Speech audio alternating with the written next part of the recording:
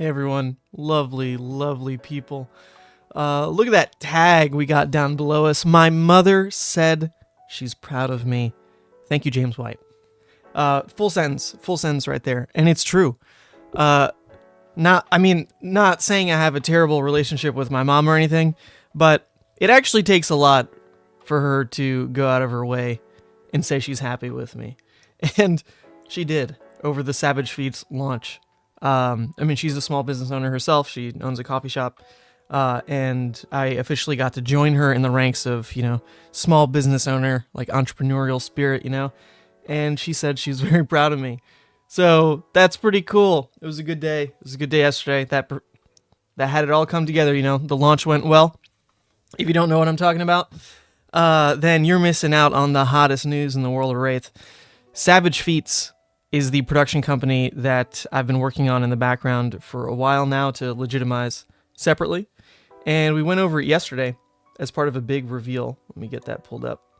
But just for anyone who didn't see it, I'll drop the link again. Yesterday's stream focused on it for quite a bit.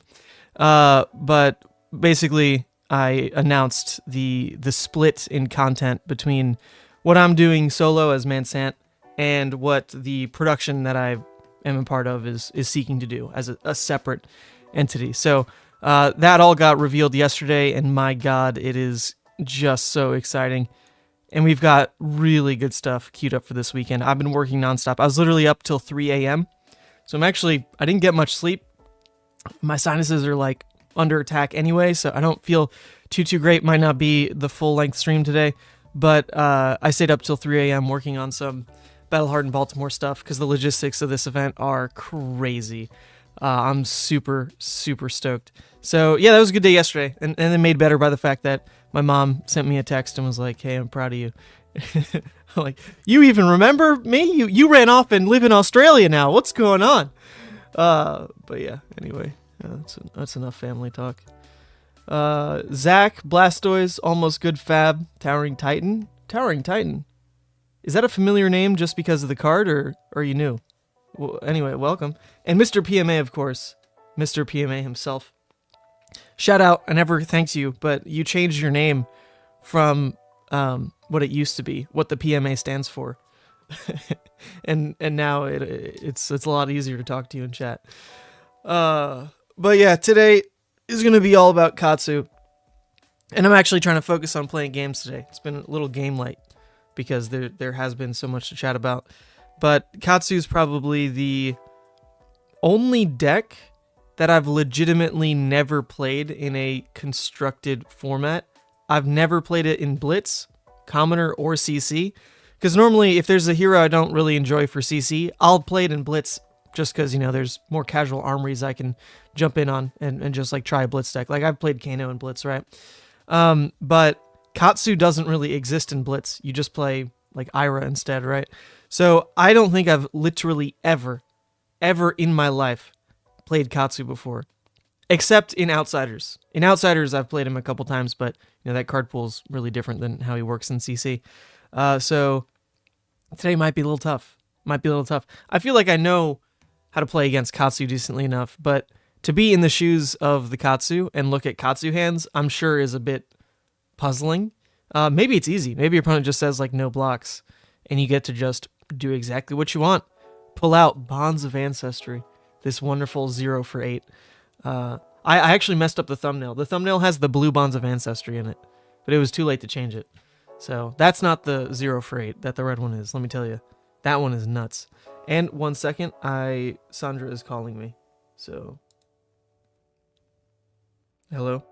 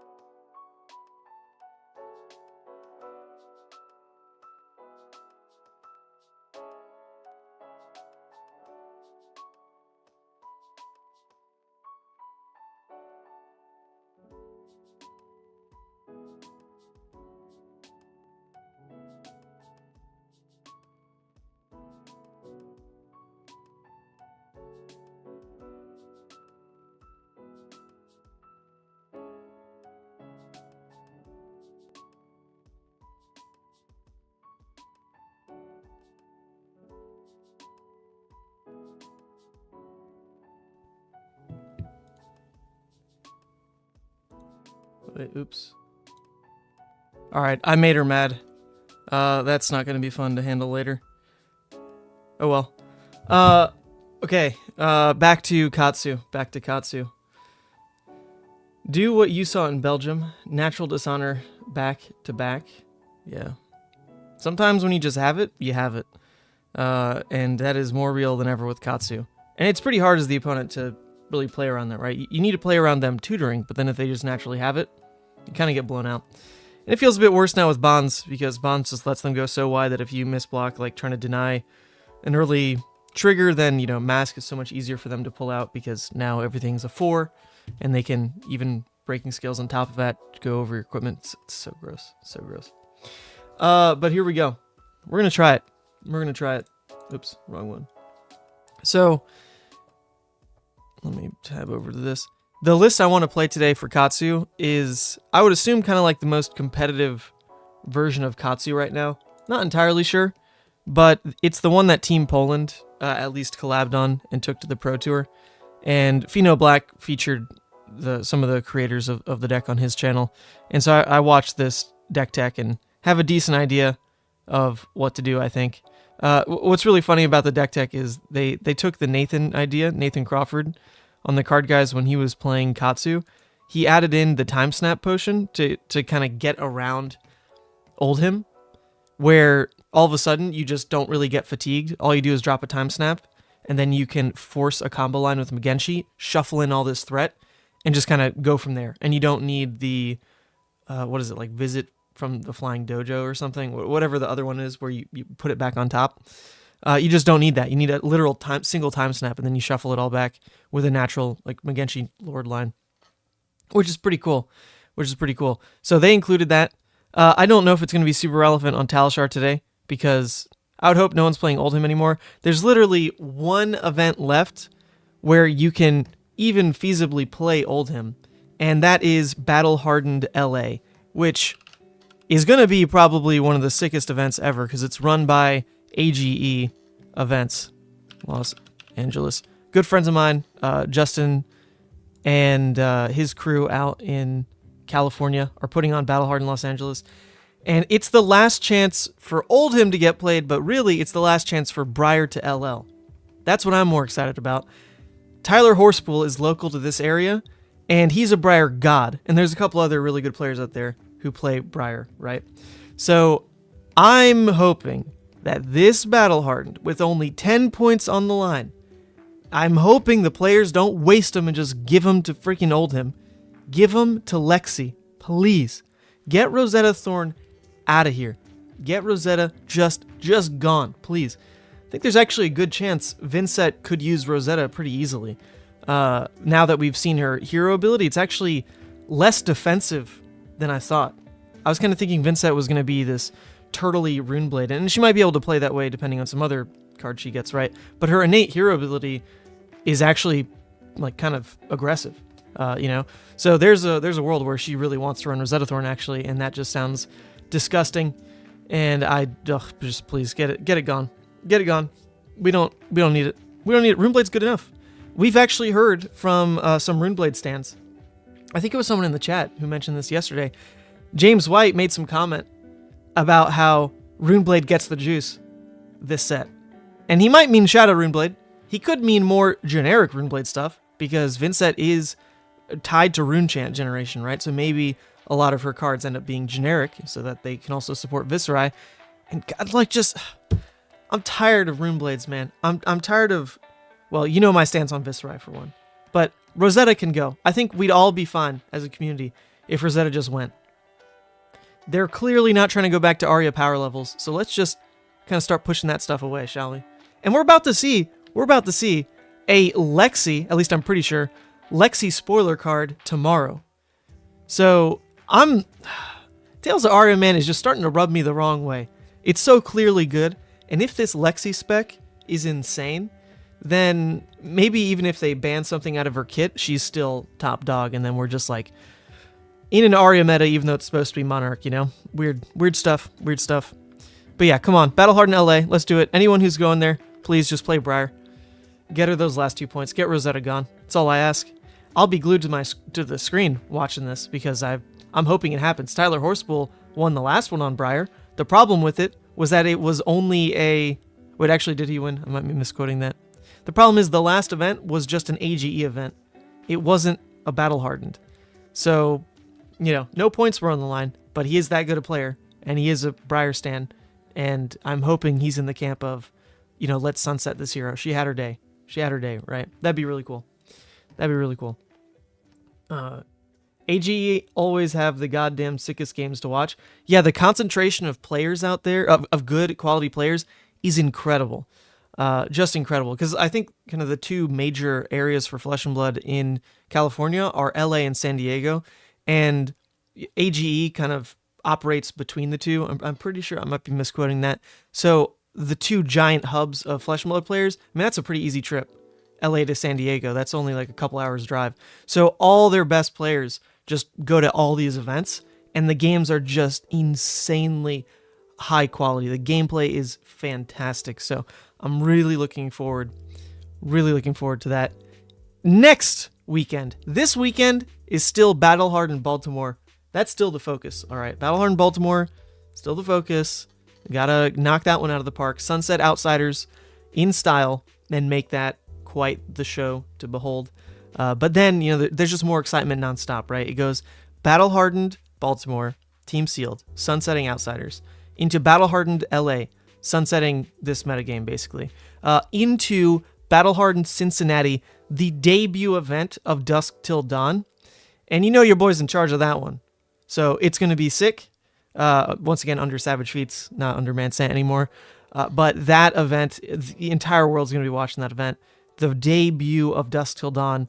And even though normally, like, to buy in quickly into a new set is a bit expensive, you don't see it happen too much, or too early rather, because of the standum behind a Prism, and most likely Vincent. I've seen a lot of Vincent stands out there already.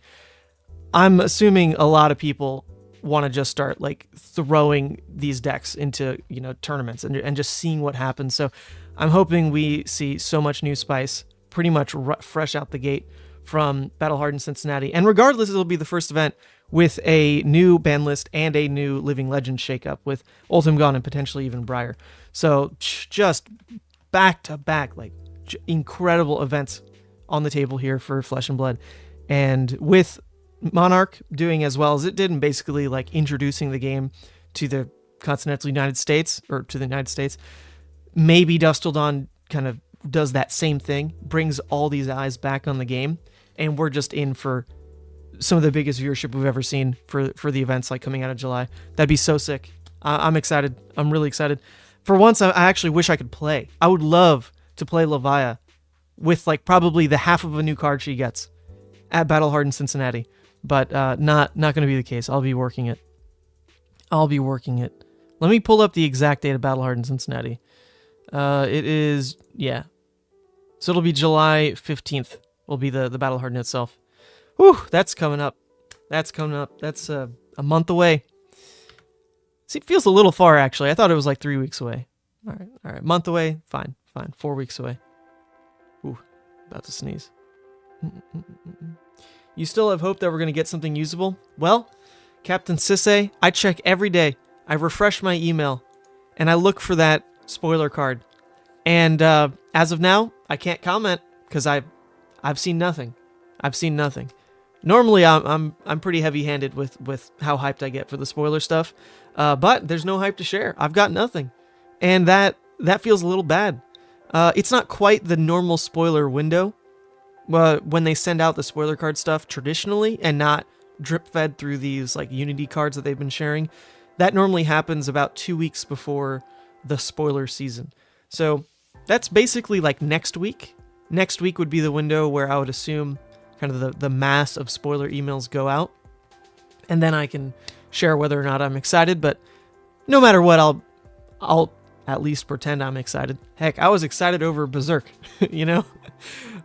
So yeah, hopefully something comes through. But I think all these early teasers that they're dropping, all the stuff that's come through on Twitter with the special like animated card reveal that Flesh and Blood was sending out, I'm pretty certain those are only going to be like half of whatever this conflict is. That is going to be just Unity mechanics, only the good guys, Anyone who has this new, like, we band together, we fight against the darkness, unity keyword, that's probably all that we're going to get in terms of the early spoiler season window, because we are coming up on, like, pretty standard stuff in, like, 2 weeks. And so if everything else is slated till then, that probably makes sense. If they instead kind of pivot, they spend the first 2 weeks of early spoiler season on the Unity stuff, and then maybe spend the next 2 weeks leading into the normal spoiler season on, like, the Shadow stuff, that'd be cool. I mean, I don't know. There's a lot of speculation still.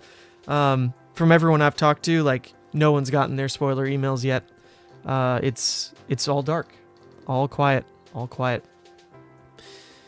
But yeah, I do think Levia will get cards. I mean, she has to. She's involved in the conflict, at least as a minor player.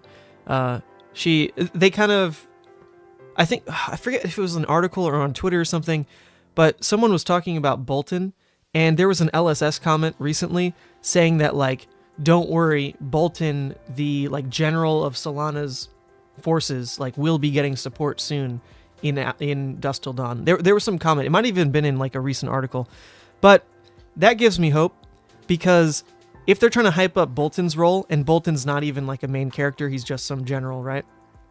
Levia is kind of in the similar position. She's not the big bad. She's actually really not that important, She's just some lackey of Chain, basically. But she is still, like, I guess, by rank in whatever horde of demon army that the Demonastery controls, she's still somebody in there. And she's probably, like, one-on-one level-wise with, like, where Bolton's at, like, the general of whatever Solana, like, elite guard, whatever he is. Levia is probably close to parity with that on, like, the Shadow side. So if they made a comment saying Bolton's getting good stuff, then I would hope you can translate that pretty one-to-one, saying Levia is now not confirmed, but, like, basically getting stuff, rather than just indirect support with, like, shadow neutral things, or, like, a new swath of generic brute stuff, because this is a supplemental set, and you would assume every class is getting, like, a little something. But to get, like, for the first time, more shadow brute cards, that's what I'm hoping they just confirm at some point in time. I need to know. More generic brute and more shadow stuff probably won't blend that well, Do you really run shadow puppetry right now? Like, no. Do you really run most of the generic Reinar package? No. So how do you, like, because none of that stuff inherently is, like, focused around turning off Blood Debt. Like, the Levia mechanic that she needs to play the game is a unique thing to Shadow Brute. If you don't juice up that card pool, then she's as inconsistent as she'll ever be, because you can't fine-tune the deck to, like, more consistently shut off Blood Debt. She's stuck at her card pool of just, like, starter Shadow Brute stuff. So I just need confirmation, James wouldn't give it to me. He wouldn't give it to me at the Pro Tour. He wouldn't. I'm just jumping through hoops here to pretend that I can confirm it in any capacity, but I can't. I guess, long story short, I just can't. We're going to find the up-to-date lore of Flesh and Blood. You've been wanting to read it for a while. So, funny enough, their website is not the best place to do it. It's a little disorganized, because if you go to Heroes of Fab, and you click on some of these heroes, not everyone even has stories. Okay, I guess Yoji does. Bad example. But not everyone has a lore piece. Like, maybe it's Benji that someone was... Yeah. So, like, for example, Benji's in Outsiders, right? He's in Outsiders. He is relevant to the story. And yet, it's hard to like, learn anything, like, about him. Like, why? What's he doing there? There's, I think, one throwaway line in, like, some teaser for Outsiders that said that he and Katsu were, like, looking for a cure or something, but we never got that story. So they're a little inconsistent across the board here, but you can at least find what is published on the stories tab. A bunch, and they're really well written. They're really cool. They've got special art that's included on all these lore pieces that is just sick. There was one in particular that hints at Levia, which let me find it. Morlock Hill. This one's actually really good to hype you up for Dusk Till Dawn, basically. This one kind of came out of nowhere. But it's a story about Dorinthia and how she loses her mentor, and she fights this, excuse me, like Demonastery horde, right? And there's a line about like a female, like general or something in the Shadow Horde. Let me try to find it. And it's basically Levia. It doesn't say Levia, which I wish it would. You know, give us something, but they don't. I think it's closer towards the end. Let me scan this. But look at the art, right? The art is so cool. Like that is worth it alone to at least read through what's out there. So good. No. No.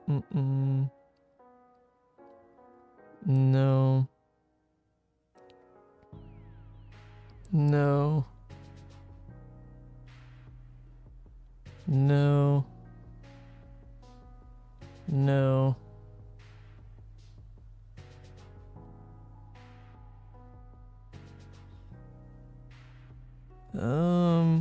Okay, here it is. One of Blasmafet's followers. She ate most of my vanguard. We do not have the strength to withstand another onslaught. Okay, there you go. Pretty darn cool, right? Because Blasmafet is unique to Levia. Chain's thing is his shadow pact with Urser. Like, Urser wants to devour the world, whatever. And Chain is his crony. Blasmafet is a different entity entirely that Levia has a deal with. Like, he's actually... It's interesting. He's not even the one that, like, gave Levia her powers or anything. That was just some weird demonic ritual that went wrong. But when she stumbles into this new life as, like, a tormented, brutish tentacle thing, like, on the grounds of the Demonastery, she kind of happens across Blasmafet's realm. It's a really strange story. It's not my favorite. And then just, like, makes a deal with him. It's... She's really not that integral to the lore of Wraith. She's kind of... It's all, like, by happenstance. She's just this poor servant girl who gets caught up in, like, a blood pact with basically copying these rituals that Lady Barthmont was doing. And then it transforms her into this just ravenous, like, demon fleshy tentacle thing. And she can barely control herself. Like, her thoughts are wild, and she just ends up, like, fighting a bunch of plants. That's true, by the way. She just, like, fights plants. And then happens across this talking head that takes her to, like, this shadow realm where she starts fighting a bunch of demons, and then turns out, oh, yo, Blasmafet owns this place, let me talk to him. And they make a deal. And then she signs up as Chain's follower, basically, and says, I'm going to help you. It's not the best lore, actually. I'm not a huge fan. I wish she was more, like, proactively involved, you know, with what was going on. But instead, she's just a bit of a tortured soul, which, I mean, that's unique in its own right, I guess. But I would like a bit more. Levia's only dedicated story is quite literally her just, like, confused on the grounds of the Demonastery, and then, like, ends up fighting plants. Like, okay, sorry. But this is a cool line. This one line gives me hope that maybe she is a bigger part of the Dusk Till Dawn story. This alone. One of Blasmafet's followers, she ate most of my vanguard.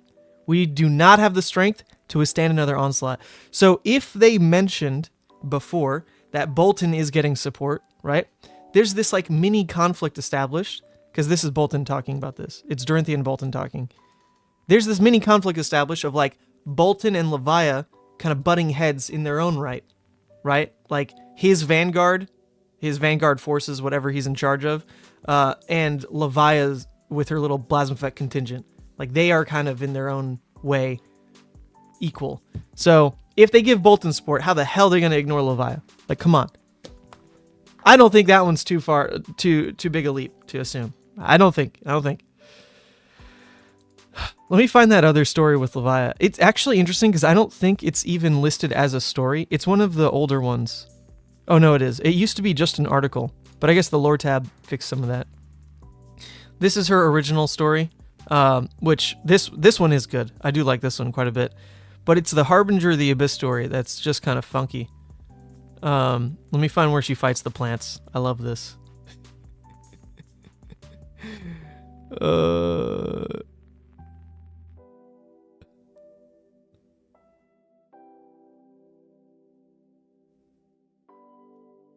Look. Sinking her claws into its fleshy stem, Levia tore it away from her face, pulling its vines from her throat before they could reach her lungs. With a guttural snarl, she shredded the plant between her talons and ground the remnants beneath her heel. Hey, foot comment. Savoring the feeling of the mutated flesh bursting underfoot. Now they do make it sound a lot cooler than just fighting plants. Not gonna lie, they do. I might have to reread this one actually. I might be discrediting it, but I remember the first time I read it, I was not like super thrilled with the story they were giving her, but basically took everything from the main website, organized it, and made it searchable. Yeah, that's what the lore tab did. Really, really well done actually, because I had sent a message early on asking how to even find this article again, because it used to just be an article, and the only way to really find it, because I didn't know it was called Harbinger of the Abyss, like come on, was to click back a bunch of times to try to find it. So this is quite nice. This helps a ton. Actually, what is the World of Wraith tab? What does this do? Oh, nice. Oh wow, I actually didn't know that the individual. Is this new? I had no idea that the regions had their own tab. Interesting.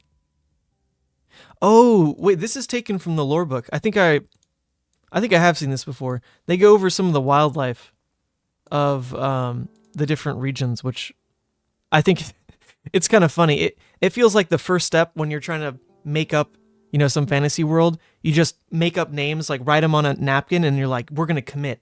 We gotta commit to like not calling a duck a duck. It's now like a denarl, like some new made up name, right? Which is actually something Star Wars didn't do very well. There were like angels and ducks in Star Wars, So the wildlife tab almost feels like that. Some of the names are so odd. I remember seeing this before. Verlin, Longma, Ryoki, Maros, Apophis. And you go to any tab, I'm pretty sure they have this. Okay, no, I guess not every tab. Yeah, Savage Land should. Come on. Oh, no. Okay, maybe I'm super wrong. Maybe the lore book might have more on that then. I swear the Savage Lands has like a whole bestiary, which is actually really cool. Anyway, that's a cool tab. Actually, I've not explored that tab much, but hopefully that sells a lot of people on the Flesh and Blood lore. Most of it's really cool, and it's really well written. It really is. The Riptide one recently, my God. Amazing. It's really good. Really good. Oh, look at that art. That is nutty. Oh, look what he's using. What the heck? It's Dash's plasma pistol. That is funny. All the lore is a little scattered, but it's a good foundation. Yeah. That's pretty much exactly, if I was going to sum it up, scattered is a good way to put it. But foundational. It's important. It's good that it's out there. If they didn't have any lore, then how are you going to sell me on the World of Wraith? Like how, right? The lore map alone isn't good enough. I actually had an amazing conversation with Alex Norval. They might be working on this actually, because they mentioned like a kind of new Learn to Play series, which might be tied into this. I was talking to Alex Norval, one of the content managers now for LSS, about trying to do something more with the lore map and like make it interactive, right? Like how cool would it be to have more of like a 3D, like parallax style lore map where, you move your mouse and like it kind of tilts around, whatever. You get more of like a 3D understanding of the world, and you could like hover and have little stories, or like hover and it would show like the Solana heroes on and on. And he loved that idea and said that they were kind of working on something similar-ish to that. Something like an interactive way to sell you on the lore of the game. But that'd be my dream for this, because it's a little flat, It's cool, but, if I see Solana on the map, it takes me a couple steps to go and find out more about Solana. Like, okay, I see it, it's obviously important, it's in the middle of the map, but now, like, how do I go find the Solana heroes? How do I go find, like, the Solana stories? What's the connection? Like, where's Arakni, on his little path from like going to Volcor, right? I think that could change, do something with this, and that'd be really cool for new players. Really sell them on it. But what do I know? No wonder they made her so anemic gameplay-wise. She was only built to fight goddamn nameless plants. yeah, true. The War of the Monarch is going on, and Levia is fighting just like freaking poison ivy in the corner. Bam, bam, bam. Like that's it. The World of Wraith stuff was always there. There's a ton of stuff to read about the Demonastery. It is pretty cool. Cool. Okay. What tab was it under before though? Because the lore tab is new. So what did they call it before? Was the World of Wraith just under a different spot?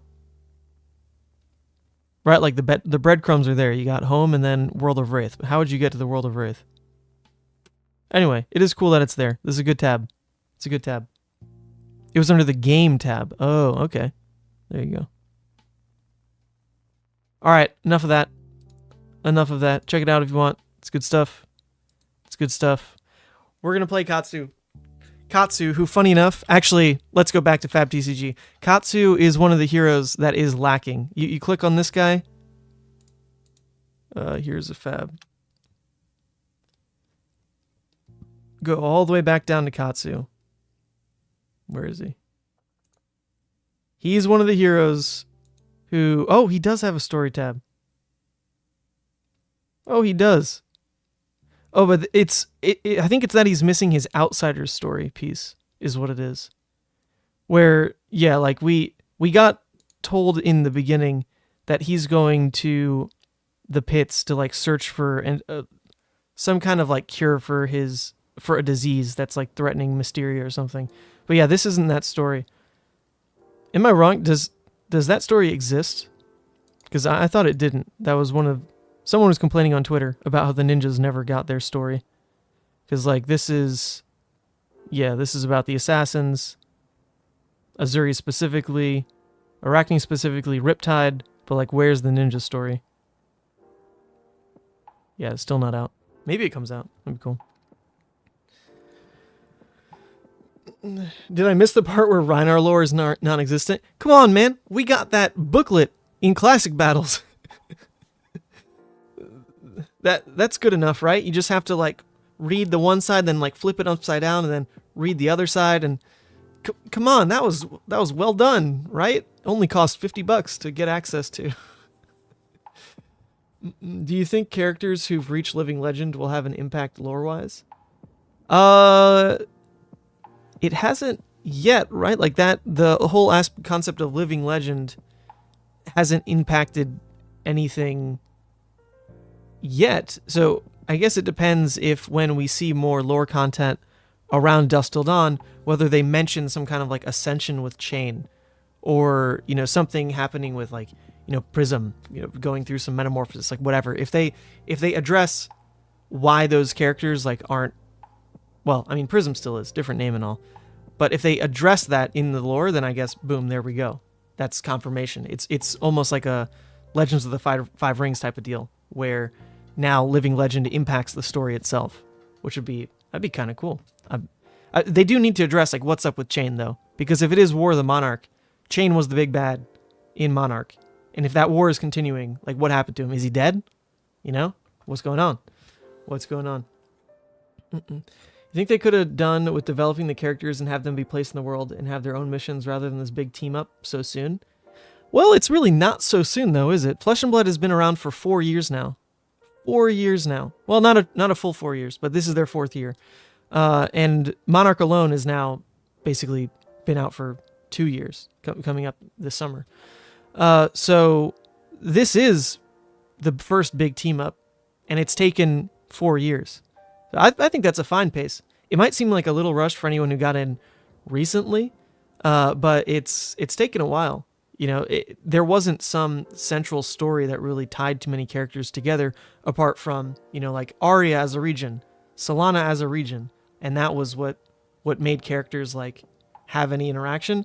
We started to see the individual plot lines make like the story with Arakni make sense, right? Like why he was in Dynasty. They made up the whole he's there to assassinate the Emperor type of deal, which was really cool. And now the big team up's finally happening. So they've taken their time. You know, it didn't come out of nowhere. I think it's cool. It is going to be odd though if the team up really is specific to like, you know, just some of the Arya heroes. You know, they're the they're close to Solana, so like they made it over, they boogied over, and like Reinar is just off in the Savage Lands, like sucking his club. Like, what does he know about what's going on?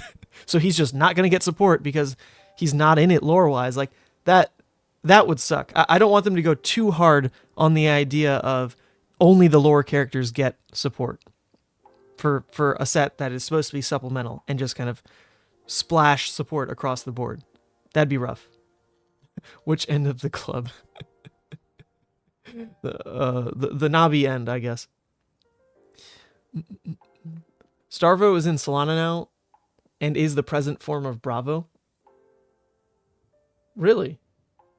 Huh. Is that in the lore somewhere? He's the present form of Bravo? What makes that distinction? Isn't it just... It's just Bravo, right? Is Starvo supposed to be like a real evolution of like his powers? Or it's just Bravo with like a different moniker, like a different epithet? But it's still just Bravo. I didn't know like he like replaced Bravo in the lore. Interesting. There's lore of Bravo getting the power of the elements. Oh, wow.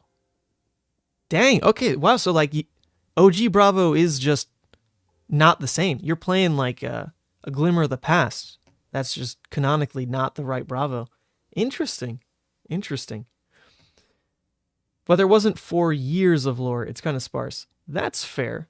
I mean, those original stories were released pretty early on, but they are the ones most in need of rework. I think some of those were written, like the Katsu story we clicked on. Those ones were written before the entire like concept of Wraith was really starting to get fleshed out. So yeah, it's 4 years of lore, but it's definitely not the same quality of lore across those years. Like Levia, you just spent ages talking about plants rather than how she fits in the world and what's her motivation to do anything. Yeah, well, that is kind of her problem. If I was in her shoes, like, why the heck you doing anything? Like, just go run off, like, live on an island. You know, like, your family's dead, you killed your master, it kind of, like, messed you up, you know? You're embarrassed by the whole thing, like, you're not in control of your own thoughts, you know? Just, like, go to therapy, you know? Spa day out in Volcor, you know? Just chill. Like, why are you trying to, like, chase another conflict, Levia? What's going on? You're only, like, 20. Seriously, she's young. She confirmed by Wisnu Tan, he said that she's only like 20, which is crazy because she doesn't actually transform age-wise from young form to adult form. That's like a sporadic thing, you know, that happens literally in an afternoon. She goes from young to old. And if you read her story, it's like one after the other. She transforms and then it's into the Harbinger of the Abyss thing where she's like newly transformed and like wandering about the gardens and like doesn't know what's going on. So there's not a time gap between her young and adult form, at least not significantly. So what are you doing, you know? Seriously, go. Why are you trying to get in these big fights, Levi? There's no way like you want to fight for Blasphemfet. What's going on? You need some help. You need to, you know, talk to somebody. I'm here. Okay. We don't talk about Starvo. You're right. Yep, let's do it. Let's boogie. We're on Katsu today. Right, we're on Katsu. So this will be interesting because I've really never played this hero. I was mentioning early on, because he's not really played in Blitz at all, I've legitimately never played this hero in a constructed format. Because normally if it's a hero I don't play in CC, which I don't play much in CC, honestly, then I'll play them in Blitz. But you don't play Katsu in Blitz. So I've only played Katsu actually in Outsiders, and that's it. So this will be interesting. I don't recognize this name, but it's a Levia player. Nice. Like the hero choice there. Okay, unfortunately, this is like a pretty doomed matchup for Levia. It should be pretty easy here, especially since we won the roll. We're gonna go second, so... Well, I mean, to be fair, Levia does like going first. They just get to Arsenal, and then start to block. So actually, thinking about this matchup in particular, we should have gone first just to get the Arsenal, because the Levia won't really do anything going second, to be fair. But Katsu going second should feel pretty good, regardless. I don't think it's too much of a loss. It'll be a pretty quick game. Heart and cross strap's probably fine. Our damage and our breakpoints are just going to be a bit too much for Levia, most likely. We don't need to worry about going too hard on the combo stuff. We just have good damage. All right, let's do it. This is a Skullcap Levia, so that's pretty decent armor block, to be fair. And they start with a Blood Rush. Okay, not a problem. Now we like that they went first. They are kicking off with Blood Rush, and we can just block it.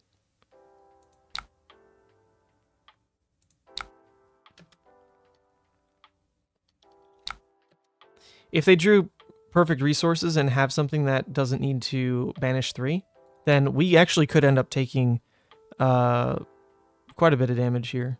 In theory, like 7 damage, potentially. But they'd need, like, quite literally... Well, it could be swing big, right? Then I'd take 9 damage. But with only 2 cards in the graveyard, it would have to quite literally be, like, swing big or, like, another... it could be one of the unplayables, normally, like the Beast Within, another Deadwood. Those do work. They'd also need a yellow. Not too unlikely, actually. Not too unlikely.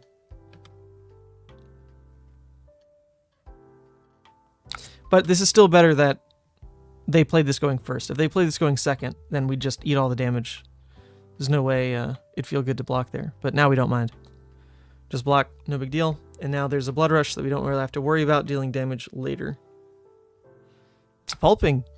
Okay, that's actually a very playable card. Well done. But they skip out an Arsenal now. They do have 3 cards in the graveyard. Pretty decent. Pretty decent. Okay, actually, this hand sucks. This is bad. We don't have a way to really bait with a starter. Like, this is, this ain't it. This still works after bonds, though, right? What is it looking for? Gust Wave? Oh, no, okay, yeah. So I can still pay for Gust Wave, and bonds will just, like, check there. So I don't really need to search for anything. Right, and I do have a Fluster Fist, so that at least lets me go Kadachi, Gust Wave, Bonds, Fluster Fist, and I guess I Arsenal a Dishonor? Or no, do I play the Dishonor? Then what is Bonds doing? What is Bonds doing? Interesting. These are very new decision points for me. Huh. I think the first thing is just lead with the Kadachis. Because I know my resources will be spent there. Yeah, let's do this. Let's do this at least. This hand slaps? Okay, yeah, I think in the end it actually makes sense. I thought there was something that this needed in between the two. But there isn't. It just looks for, yeah, like Gust Wave alone is all you needed to say. Okay, hand slaps.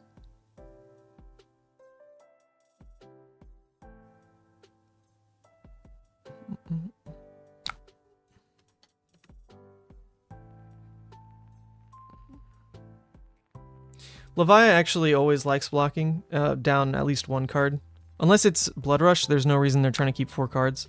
So it didn't really matter where we put the Gust Wave, they're always going to block it.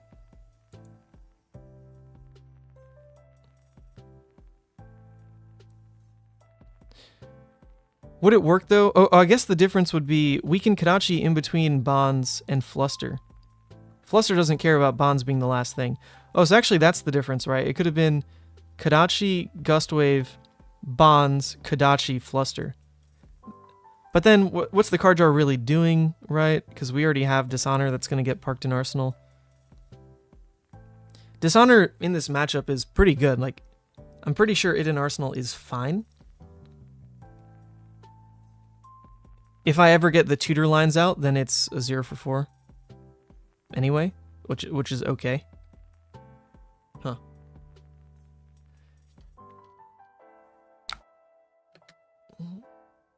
Put a Dishonor in grave for the next bonds.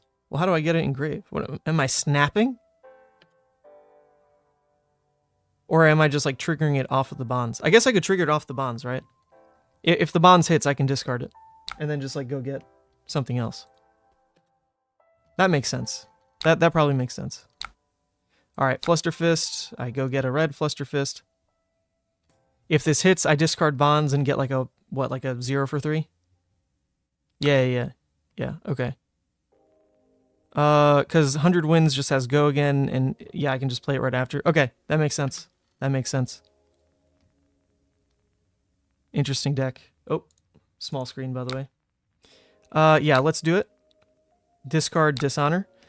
So I just need like a free go again card, right? Which 100 Winds will work as. It is 100 Winds, right? That's what I'm getting. It's just a free go again. It has to be.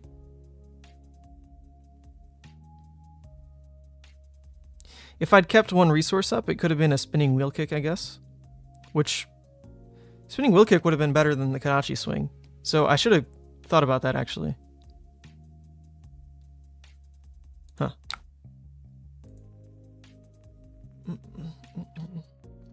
Okay, this hand is actually good. What the hell? I looked at it and I'm like, oh, this is trash. Where's my starter? It turns out Bonds is a pretty good card, eh? It just kind of bails you. Just kind of bails you. Huh. That's pretty good. That's pretty good there. Yeah, there's no way I'd do this because there's a lot of random bad draws. But that is funny. Man, look how wide that was. Wide, wide, wide. Yeah, so actually realizing if I thought of the Dishonor discard earlier, then changing where I swung with Kadachi was really important. In my head, that's never what I was doing, but actually, duh. Yeah, discard Dishonor. So because of that, yeah, the Kadachis were wrong to lead with there. I figured I wasn't going to have another chance to play them because of how combo works, but that's not true. Because we weren't closing the Bonds combo, we were kind of going off on a different line. So that was wrong. We could have done that better. We'll do it better next time. That's the whole point, right? That's the whole point. This hand is very awkward. Very awkward. I think I'll just save life then and just snatch Arsenal spinning. That seems a-okay.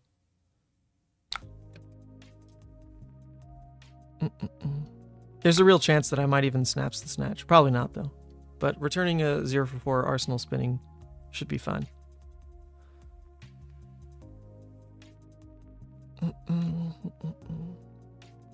This hand's doo-doo, but we got room. Oh my god, they're husking. I will take that any day, sir. Husk on a snatch. This hand is... Alright, let's plan this hand. This hand cost me 1 here, potentially 1 here, so we can always Kadachi. Kadachi lets us even bigger than that, because they never block it. So that's where the blue goes. The blue goes here, here, maybe here. If it doesn't go here, it goes to another Kadachi swing. Maybe we end up arsenaling Bonds. I guess it depends, like, if this works. And then maybe this is our discard fodder. I kind of like the idea of just punishing with spinning wheel kick. You know, trying to tutor this out, spend the extra resource on another spinning. Seems pretty good. Seems pretty good. It's just a 1 for 5 at that point. So maybe that's where the even bigger than that goes. It's be like water. We see what happens there.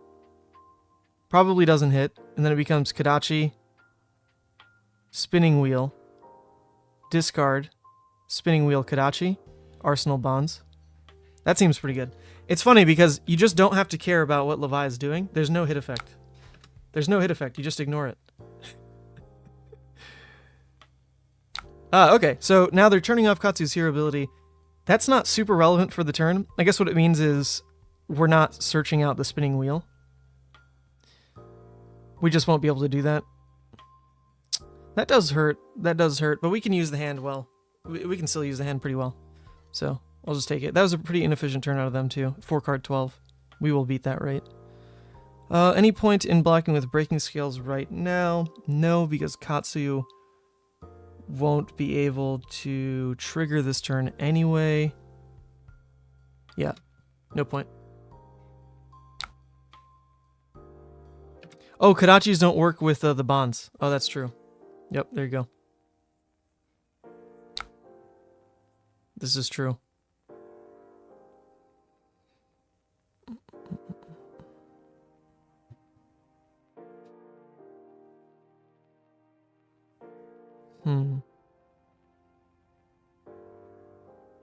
Well, that does make this hand feel a lot worse. Was there a different way to play it though. It would have been just like block 6, but I just can't block with red bonds. There's no way. There's no way you can block with this card. It is too good. Interesting. But now my turn feels really inefficient. I don't like this. I don't like this.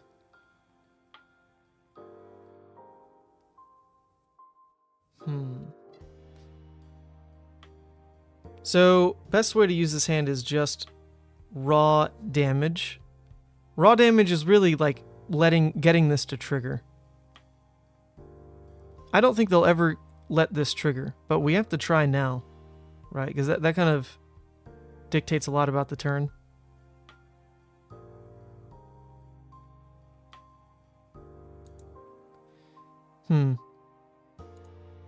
Oops. Where'd it go?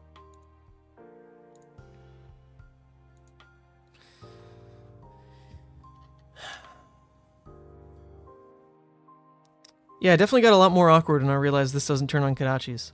What the heck? Why are you running these blues that don't turn on Kodachis? What's going on there? What's going on there? Alright, we did get a card out of hand at least. That means the spawns definitely doesn't do anything for the turn. So now we just want to make Mask a threat. So we'll do Kodachi Spinning Wheel.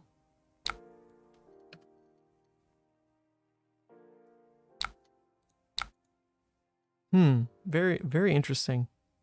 Very interesting. That all you got? Okay. So they block down with 2 cards. They've got a random draw coming. And actually, this turn sucked. Surprising. But this in Arsenal should be fine. Setting up another Bonds should feel fine. I don't think pitch stack matters ever with Katsu, really. Okay, we got the natty lead with Surging, into Descendant, into Bonds, into Dishonor. Does that trigger everything? Is that what Dishonor looks for? Surging, Descendant, Bonds. Okay, yeah. So we definitely want to block with Breaking Skills here. And then I think that's just the hand. Like, the hand just kind of did it. The hand just did it. Simply draw the cards. I don't think... We don't even, like, need Katsu this turn, right?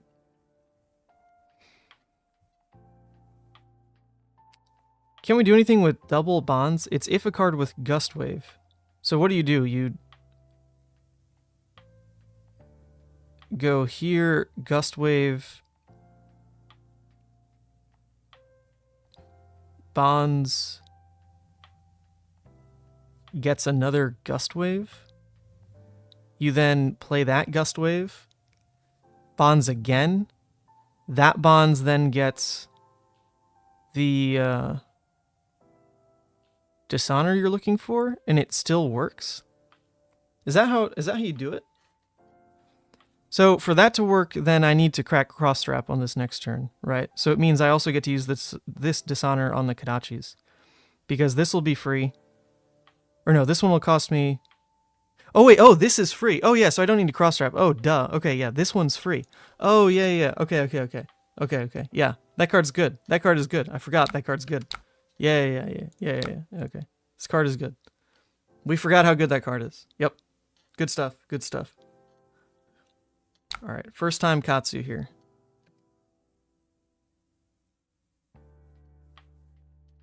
Yeah, free, eh? Free is good stuff. And we already have one engraved. So it just kind of works. We just kind of got it. No thank you. I nattied it, don't you know? Who needs Katsu's ability? I've been humbled this turn. Oh boy. They are going to be sad when I have the Dishonor line this turn. And they're going really minus on their defense here. Reckless Swing right now, not relevant. Alright, now we don't want to... We want to pretend this could still be an Ancestral or something. So we do the one in the graveyard. Or the one in the arsenal, rather. Get out this Descendant. This one costs us 1. That's how it works. That's what we've got the floating for. Then this comes in. They are giving up a lot on this hand. So Dishonor is like pretty likely to land. Now we do Bonds again. This one grabs Dishonor. Yes. So if one of these is a non-block, Dishonor gets through. If it's not, then, you know, they give us both cards. Oh my god. The Levia has been dishonored, so now we just block out and they die. That's so sad. Oh no, poor Levia, not like this. Not like this, Levia. Yeah, so there's no real reason to play the game anymore, unfortunately. We're just letting them kill themselves. 1, 2, 3, 4. We just survive 3 turns and they die. Like pressuring the hand to make them not turn off Blood Debt doesn't matter anymore. It just doesn't matter. Because the reason to pressure Levi's hand is so that they have to fight to turn off Blood Debt. But, yeah, now I don't think we care. That feels pretty bad. The only thing we, like, lose to is 2 Blood Rush turns back to back. But you figure this turn they take 4. They draw 4 cards. They won't have an arsenal. So they're going to have to, like, make a YOLO play on those 4 cards. Which is probably Scab's Gambler's something. Which is, if it's not a Blood Rush, then it's probably 12 damage, which we can block, in theory.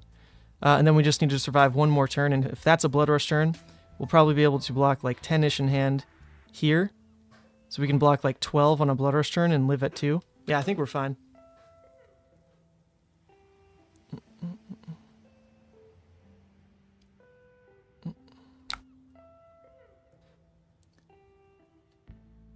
No, I don't think there's any reason to actually attack anymore.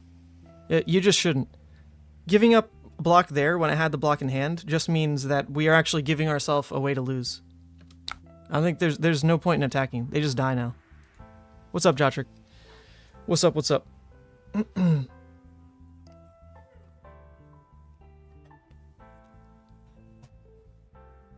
Oh, yeah, okay. Actually, the difference being we could have shown lethal, I guess, is the difference. Because this turn specifically, we could show lethal. Well, next turn we can also show lethal. Next turn it's more relevant. Because the next turn, you know, they're going to be at 2 life. So yeah, I still think attacking our last turn was not the right moment. Attacking this turn is more important. Attacking this turn closes the game, like 1000%. They're at 2 life, you know? Oh my god. And look at their hand. They couldn't turn off Blood Debt anyway. Okay, yep, so now we win. They're at 2. There's nothing else they can play with this hand. They couldn't play a Blasmafet. They only have 4 Blood Debt. So, I mean, we can just punish them all sorts of ways, right? It's the last turn of the game, so we can go ahead and use Cross Strap on this. We can be like water, I guess. We can hold something for Katsu, so we can give up these 2. And that should feel fine. Yep. Okay. They go to 2.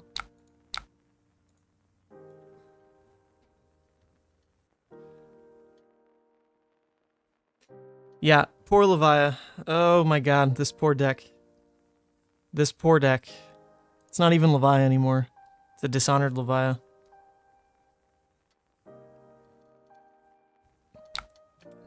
So now they most likely can't block this one. And I can just discard the Fluster. Okay, well... Oh, well, they can't turn off Blood Debt anyway. Oh yeah, so they know they lost. They know they lost. They're just going to throw the hand on defense. Doesn't matter. That's fair. I mean, they lose to the double Kodachi here anyway, because they'd have to give me... Oh no, they have a block here. Yeah. They have a block. So in theory, if they could turn off Blood Debt, they're not actually dead to this.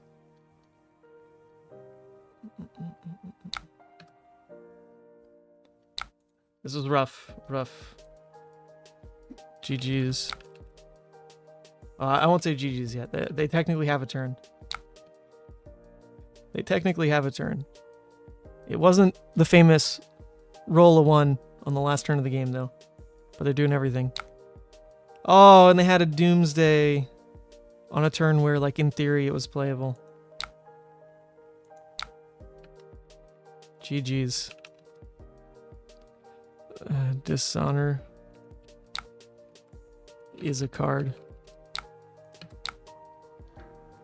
Well, yeah, well, I think the draw sequence just kind of bailed me out of a game I was punting. That one hand with the blue bonds, I don't know if you actually block with that or what, but the fact it doesn't turn on Kodachis definitely made it just an awkward turn. That singular turn was then bailed out by Natty drawing, like just the most insane things you've ever seen. Okay, Viserai. I wonder if I'll hate this matchup on Katsu. I wonder if I'll despise it with my being on Katsu. What do? You probably want to go second. Viserai going first most likely just makes a singular rune chant, or if they have a spell blade, they make like 2 rune chants. So going second should feel a lot better, I would think. This is favored for Katsu. Look. Sounds good. I like that. I imagine we do take Tide Flippers, though. It's probably Tide Flippers. Do we even care about more blues, though? Flickflax would cover up the Mauvrian stuff, but I guess if it's just a pure race, who cares, right?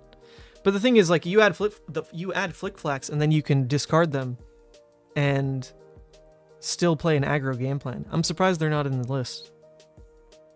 I mean, I'm not going to question it. No AB?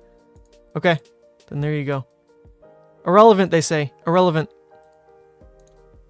And he's on Suede Hides, baby. The Suedes. Alright, do we cross-wrap turn 0? No way, right? They just block that with armor. Oh, I'm not even going first. What am I saying? I would never do that anyway.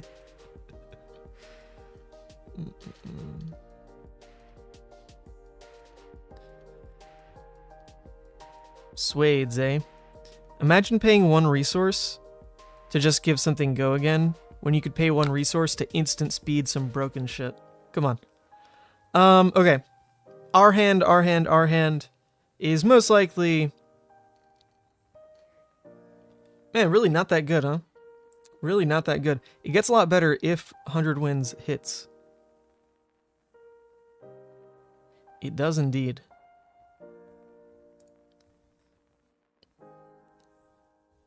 I almost wonder, like, do you just cross-strap?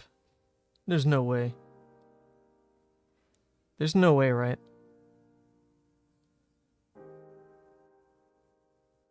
If you just, like, cross-strap, slam the Surging, they give a card and block, that's fine. Like, you know, we give an equipment for one of their block, basically. 100 Winds, that probably hits at that point. I discard, like, the Soul Beat Strike, get another 100 Winds into Snatch. That seems pretty decent. That seems pretty decent. Or I open with 100 Winds, and if it hits, then you can Surging. I would discard for Whelming Gust Wave, Heart and Cross Zap, Surging. That seems pretty good, actually. I do like that. Oh, this guy says, what are you waiting for? Just stream stuff.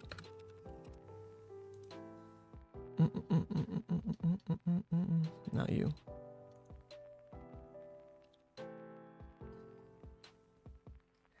Yeah, this is pretty good, actually, because closing the combat chain here, I think, would make sense. Like, if they let this hit, grabbing the Whelming is a pretty big deal going second, and it still means I get an Arsenal.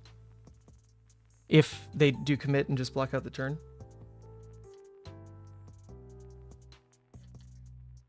Saving Surging for 5 cards is better. Okay, well, they let it hit, so... Now I guess I make the decision, pivot to the Surging or just discard the Snatch, basically. Go get another 100 Winds. 100 Wood, 100 Winds. Soul Beat Strike, Arsenal, Surging. Just 100 Winds. Yeah. Let's just 100 Winds. It doesn't matter. Both these are going to end up in the graveyard. I guess in theory, because we might make the turn pop off. If a mass goes through, I'll discard the Soul Bead Strike over the Snatch. Get another 100 wins. 100 wins again. This one for 4.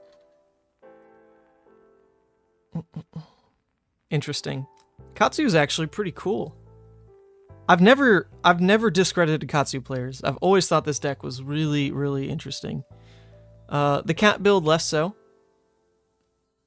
But wow, I'm quite enjoying this deck. Maybe this is my new pet deck. It's a good deck. It's actually quite decent. You know, if you're trying to target the Rangers, this deck's really good. I'm digging it. I'm digging it. I love that you can flip defensive cards for aggressive purposes. That is just such a cool feature with his hero ability. You add the Reinforce the Lines, you add the Flick Flags, Sinks, Fates, whatever, and you can still play aggro. Very cool stuff. We love that we got this out of him. I mean, that is just fantastic. Just insane.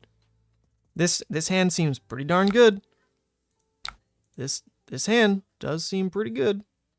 Oh shoot, wait, should I, wait, actually, sorry, 1 sec. I should actually Kodachi first, right? Because I have double even bigger than that. Right? Because this is going to be free. I should, yeah. I should Kodachi first. Because this is free. I think it costs 1, but it doesn't. It's free. So I should Kodachi first because I have double even bigger. I think. Maybe that's wrong anyway. I just don't see what I would use the resource on. So I think it's just safe to do it. And then what's really cool here is I can... Oh, I guess the Quicken just never matters this turn. I was going to say I could Surging so that I don't waste the Quicken on the Surging, but it's going to get wasted on the Gust Wave anyway. So maybe I do just want to even bigger than that now, because it might change the plan. I really doubt it changes the plan. But because the Quicken looks pretty wasted, if I do it now and pull like a Snatch, then, you know, I lead with the Snatch. So yeah, let's even bigger than that. We see a Natural Bonds. Holy mother. That's nuts, right? We just take the bonds? Jesus. Because we can search out just like a Soul Bead to end the turn. Or no, does it have to be a card with combo? Oh, it has to be a card with combo. So that's really just 100 wins. That's still the best though, right? I still take this. I add the bonds. You can just put these to the bottom. And then this is going to discard for Dishonor. What is the bonds pulling out of my deck, though? It doesn't have to pull anything? Huh.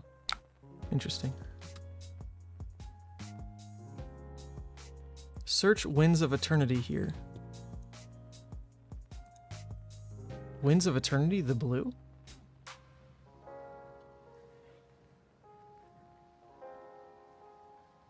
A lot of advice in the chat. A lot of Katsu players, apparently. Bonds for 100 wins. Katsu for Winds of Eternity.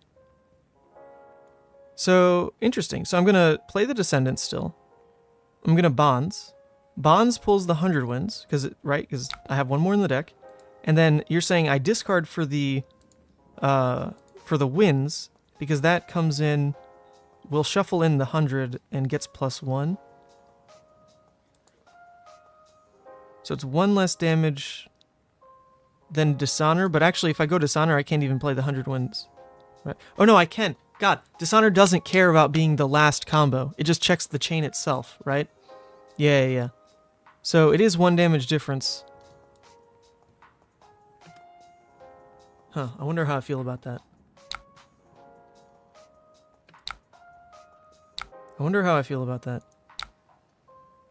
Let me read wins. +2. Oh, it's not 1 damage difference, actually. It's not. It's the same. I thought it was +1 for each Winds of Eternity. Or for each 100 wins. No, so it is the same damage as Dishonor. And shuffles back 100 wins, so that another Bonds could pull another 100 wins. Yeah, that's pretty good. I like that. I like that a lot. Very cool. Very cool. Very cool. Yeah, going Dishonor when they're going to have 1, 2, 3, 4 block alone, and I never block the breaking skills. Yeah, that's a good point. Just going for damage, this sets up 100 wins back in deck in theory, so that my future bonds can pull another go again target, because I don't want to have like no 100 wins to play with. I would think. No 100 wins to play with sounds bad. Okay, a blue reduced to rune chant. It's pretty defense, pretty defense. We do threaten mask again this turn. Crazy. Absolutely insane.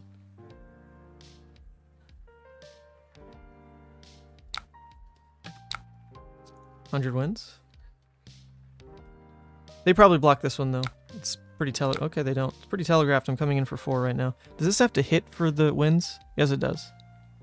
Yeah, okay, so they just block this then. Oh, they don't. Well, they don't block it yet. Oh my god. You're fighting for that hand, buddy? You just gave me an Art of War and a card back in deck. I'll take it. Okay, and I needed it too. Jesus Christ, get rid of these blues. Get rid of these blues. Art of War, insane. Woo! Katsu. Man, I'm sad I wasted so much time chatting to start the day. This deck's nuts. I'm enjoying it. They are running this card. What is this card? When an attack you control hits, destroy blood spell invocation, create 3 rune chants. When your hero's dealt damage, destroy blood spell.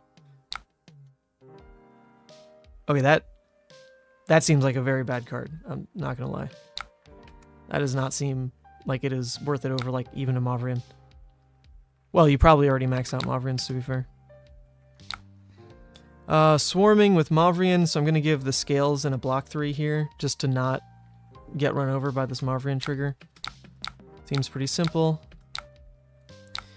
I want the Dishonor in Graveyard, right? So I can block with this, I can pitch this, banish the bonds. That'll be my turn.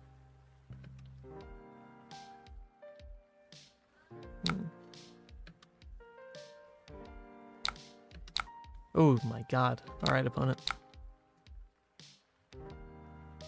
Rough turn out of my opponent. Rough turn. Yeah, so we always Art of War first. There's no cheese with like +1 over Kadachi damage. So let's say buff, banish to draw. Lord have mercy. At least it comes in for 3, so I can Ancestral it, I guess. So my turn is just, what, Kadachi, Soul Bead. They try to block it. I Ancestral over the top. I discard Soul Bead and get like a Fluster or something. That's about it. Or do I... If I Soul Bead first and they block 4, then the turn is over. So I at least want to get the Kadachi damage in. That was quite a bad Art of War draw, though. Right. Okay, seeing them give equipment on this first one, maybe I Soul Bead now. Leave 1 resource open.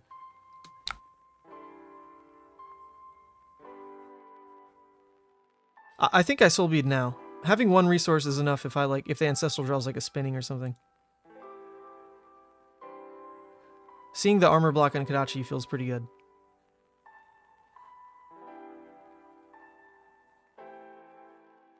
Yeah, you're right. Saving it for Chainlink 3 does assume that they are bad. I mean, this worked out, though. So we get a draw. It's a Descendant. Descendant in Arsenal should probably feel pretty okay. So if that's our Arsenal target, then we're just going to trigger Katsu, and we're going to get a 1 for 4. And that'll just be the turn. Arsenal Gust Wave. Is that right? Or can I can't, like, search a Gust Wave now, right? I could search Whelming Gust Wave off of the Katsu. Whelming Snaps Gust... I mean, that... Wait, no, what is this looking for? Surging Strike. Oh, yeah, never mind. What the hell? So I search what comes after Gust Wave, then. I go...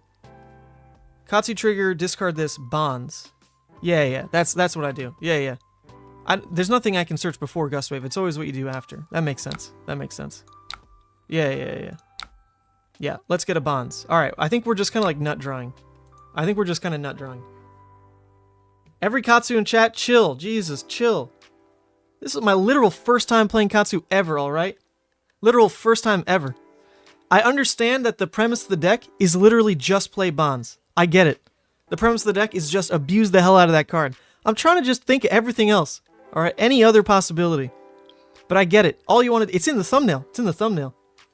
Like, you just want to play Bonds. That card is so stupidly good. I'm enjoying the learning curve here. I am. And I appreciate everyone in chat. But I do have to do the learning, right? I do. I do have to do the learning. Jesus, this is just insane. So now we just grab Dishonor. It's just the freest damage, right? Yeah. Wow, nutso, nutso.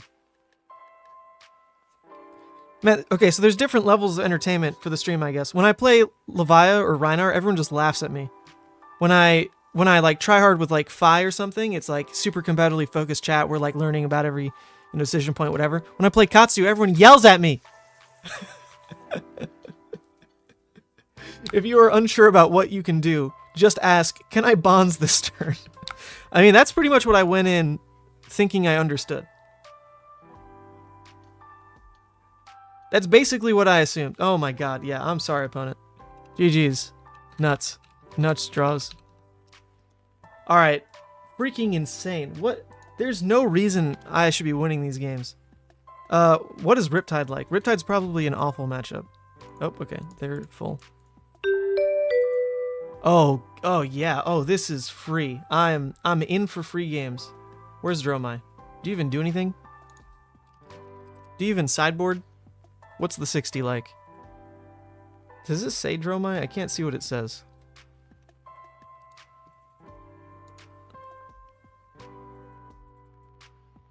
Dromai. Okay, yeah, it does include Dromai in this giant list of matchups. Yep, looks decent. Well, whoa, we take Crossstrap over Tunic? That is odd to me. That does seem odd. Can anyone else confirm? Can anyone confirm? I feel like I take Tunic. The game's not a race.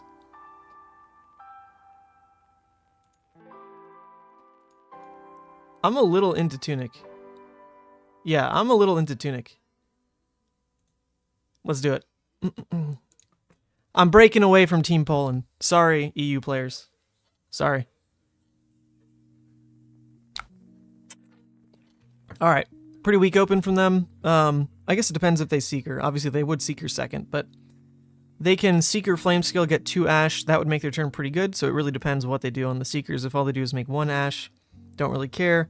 With my turn, I am keeping the Surging, obviously. I am giving 2 cards otherwise, though. I think I want the Flusterfisk in Graveyard, Flusterfist for bond stuff. And the question becomes, do I want to keep the Be Like Water or the Gust Wave? I think keeping the blue more guaranteed makes sense. Let's do that.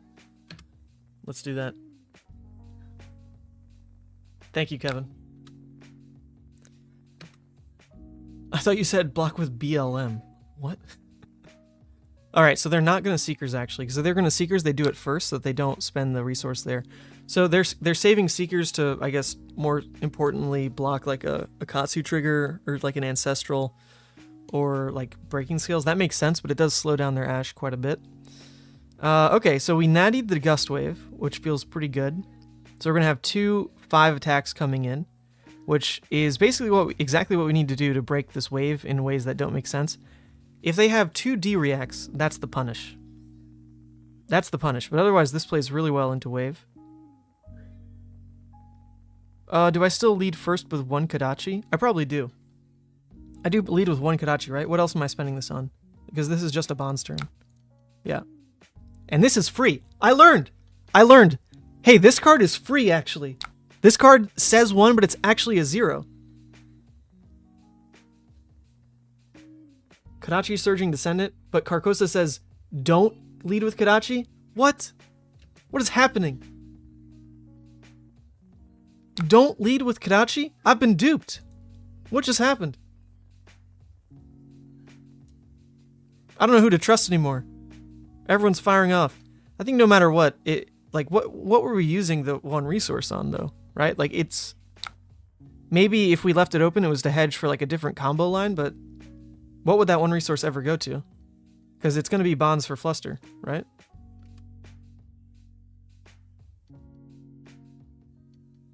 Okay, so actually Oasis and D-React. They pitched a Oasis. Okay, so they're a little punished now by the Gust Wave for 5 here. Even if they block it, I have a strong 0 for 4 to end the chain. But in theory, we're hoping they don't. It'd be either 2-card block or they give us the card and equip right now. I think any choice by them is just fine for what we end up doing. Sink, and they take 1 unless they Seekers. So I guess let's see if they Seekers. Okay, they're letting it happen. Do I actually give up the Soul Bead, though? I mean, I know the answer is Bonds every time, but giving up a 0 for 4 feels a little dumb. Is that wrong? That's wrong. Yeah, let's just use Katsu's ability. Oh, God. Oh, this stupid card. You just play it, don't you? You just play the card. Oh, God. You can't banish Soul Bead. It doesn't have combo. I did learn that game 1.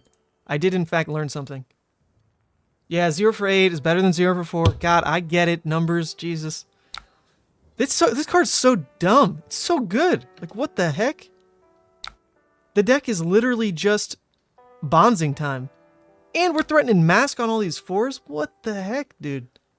Insanity. Insanity. Okay, Blue Soul Bead was a bad arsenal, but it's fine. It's free at some point, you know? Okay. I don't think I really care about them drawing this card because I just Soul Bead and clear the Kyloria. That's pretty free. Like, literally, the Mask just lets me kill the dragon for free. So the question becomes, denying the draw, what does it do? I can do it if I give up a 3 block, which would be just this card and the Scales. That feels pretty bad, though, because these cards cost 1. So I don't think I'd do it. I think I just give him the card draw. This matchup should be so free, the card is not a tipping point. Hold my bonds. I'm going in. There's probably also a lot of bad draws. Like, you don't want too expensive of a dragon stuck there. Okay, so we have to consider now, this is always free go again because it'll hit and kill Kyloria. So we want this to line up on a mass trigger. So that means ideally we're leading with Kodachis then. Is that right? Maybe we lead like Kodachi spinning wheel kick. Soul Bead? Is that about right? Because then we can get a bit more information on whether or not we're going to have to pay for the spinning wheel kick.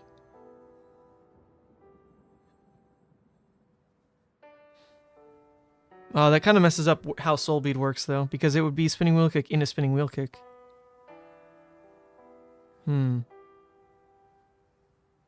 You're hoping they let you hit with spinning wheel kick so I can tutor the bonds because I have Descendant. So that means the Winds is kind of my discard target in theory.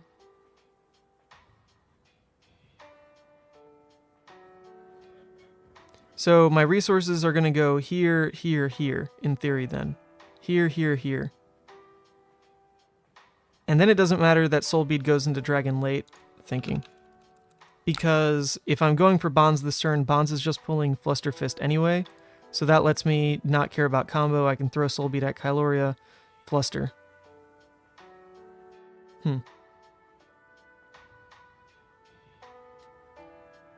Yeah, so to look for the draw, I think I still do... To look for the draw, I can still do this. Kodachi first into spinning wheel kick. Because I'm not actually... I don't care about the spinning wheel kick line. I can still do this into spinning, see if the spinning hits. I don't think they let this one hit, though. They shouldn't.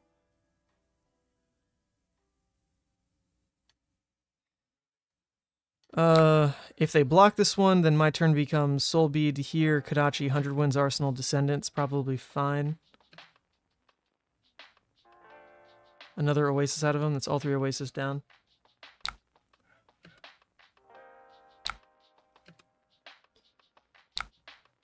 Okay, so can we try to cheese another Katsu trigger then? In theory... Oh, Jotric, look at you. Renewing that living legend status. If only you could have given us 2 more level points prior, my friend. Alright, so if I want to cheese another Katsu trigger, then I should be going Kodachi wins Soul Bead. So let's do that now, since we know the plan has changed. Can you Katsu trigger on a dragon hit, though? Oh my god, you can! Wait, did that change everything? Jesus Christ, I didn't even check that. The first time an attack action card you control hits, you can discard a card. What? You can just do it on a dragon? That doesn't seem right. What the heck?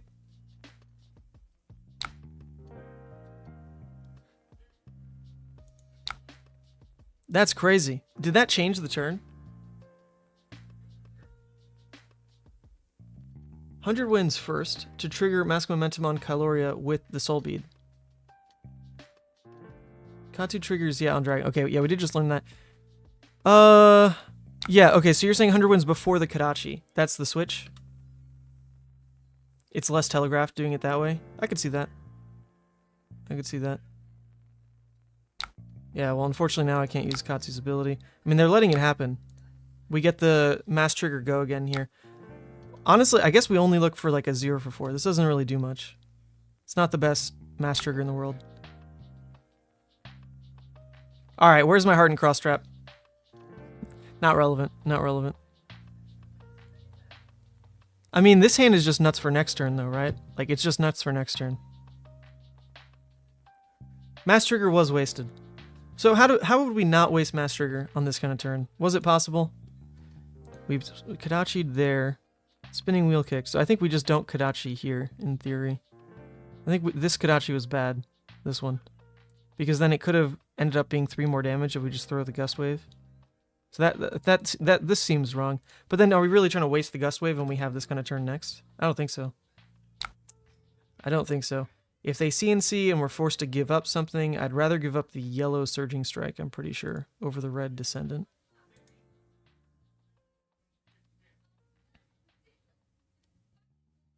How does his hand suck so bad? What happened here?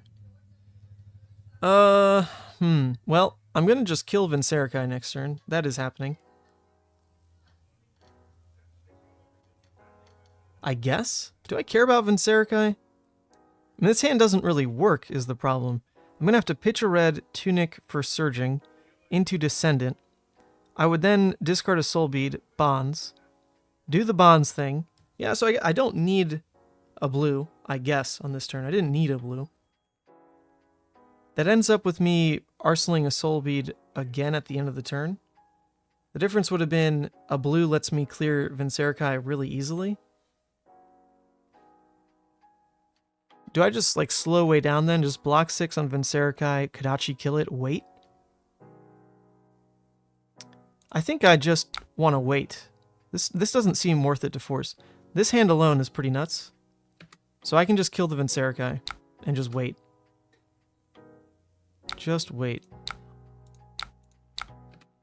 And just hold this hand. I think it's fine. I'd rather them not develop Viserai if I'm gonna not be able to clear dragons on a turn. I'd rather it be anything else. Okay. I'm pretty sure this deck list doesn't even run poppers, so the Miragai doesn't matter. It's just a fat body to trigger Mask on, basically.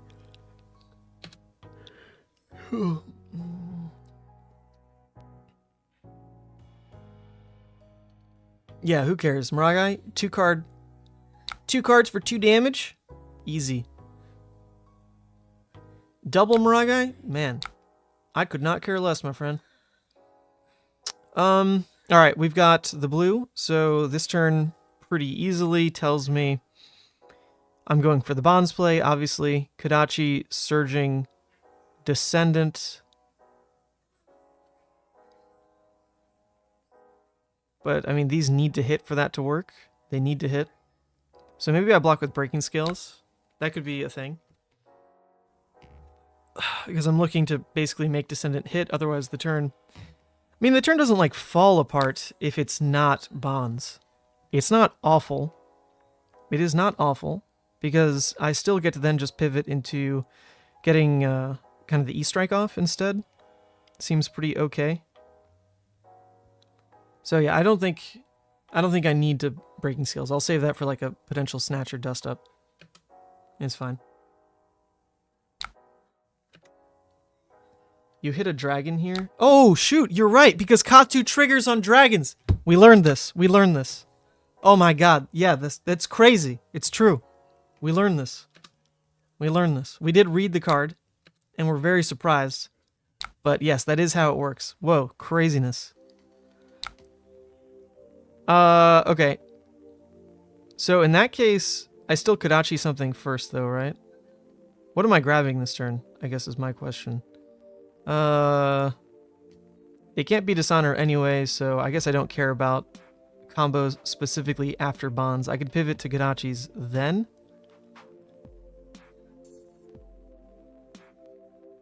I mean, it's a single Kodachi. Yeah, there's no reason to do it first.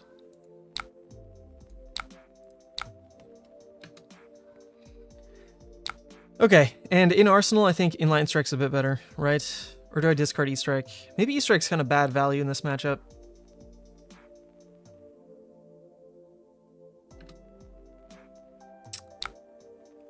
Which one would I rather in Arsenal is the question, right?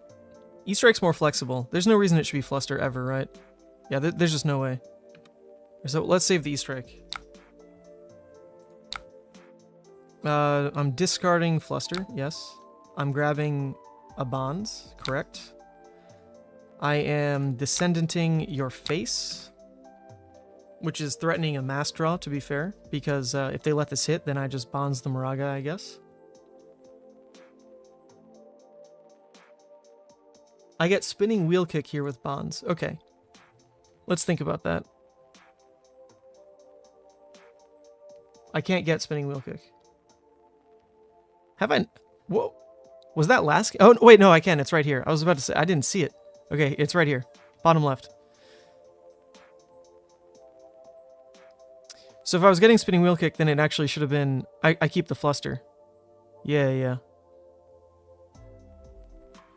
Yep. That's better. Keep the Fluster Fist. Discard that. Get the Spinning Wheel. And then just get to throw an extra 4 for free at the end. That makes sense. Throws. Is it a throw, though? Low-key. I shouldn't care about killing that Moraga. I kind of want to keep it on board for future Katsu use, right? So we'll just let it sit. It is a very low-impact card. Okay, so at this point... There's the one problem with getting a Spinning Wheel Kick right now. The one problem I have with it, especially since we threw away the Fluster, is it doesn't let me play double Spinning Wheel Kick if I just draw one and then want to Katsu tutor the second for a bigger turn. So I don't think I get the Spinning Wheel Kick anymore. I think I threw that line anyway by discarding the Fluster. But having 2 in deck does seem relevant just for tutoring one out anyways. So I get the Fluster Fist, I guess.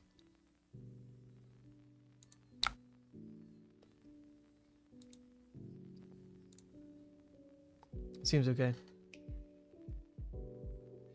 This looks losable. The list is looking mighty frail. Yeah, I am surprised by like how quickly you just lose threat. Like all of a sudden, it seems to teeter out just a little bit. I mean, there's 2 Art of War in the deck, so I guess the idea is you go hard like twice without Art of War, and then you try to have Art of War for like one of the times you go hard, and then that's it, because that's really all you got. I mean, this Tunic is 1 damage. It's nuts. They block with Dominia. Okay, it's fine. Alright, so now I want to punish him if I Kodachi. Now it's threatening the card draw. Card draw means I can Snaps it for E-Strike.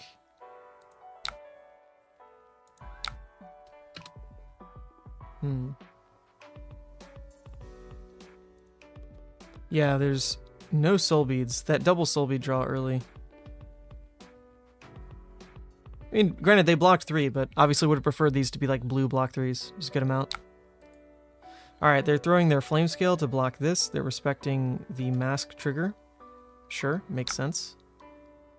I could use the Tunic right now for 1 damage. I could. Nah, we'll save it. It's 1 damage pretty much at any point, most likely. So this just goes face. Man, that's not a lot of damage, is it? Not a lot of damage, actually.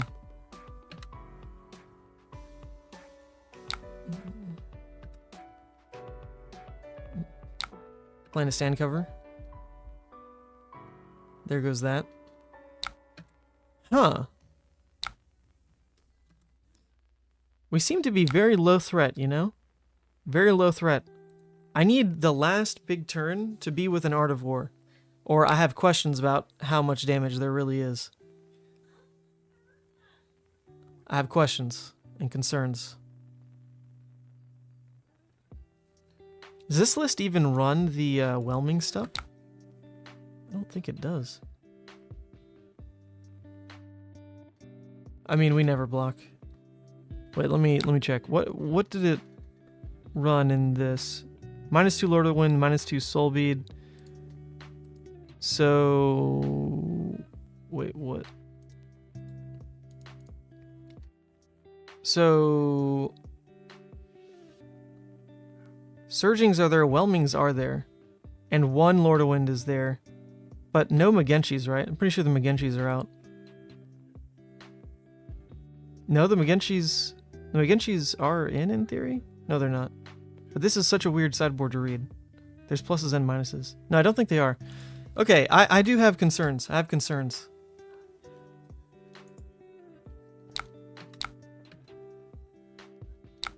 We need our 2 Art of Wars to carry pretty hard to deal damage.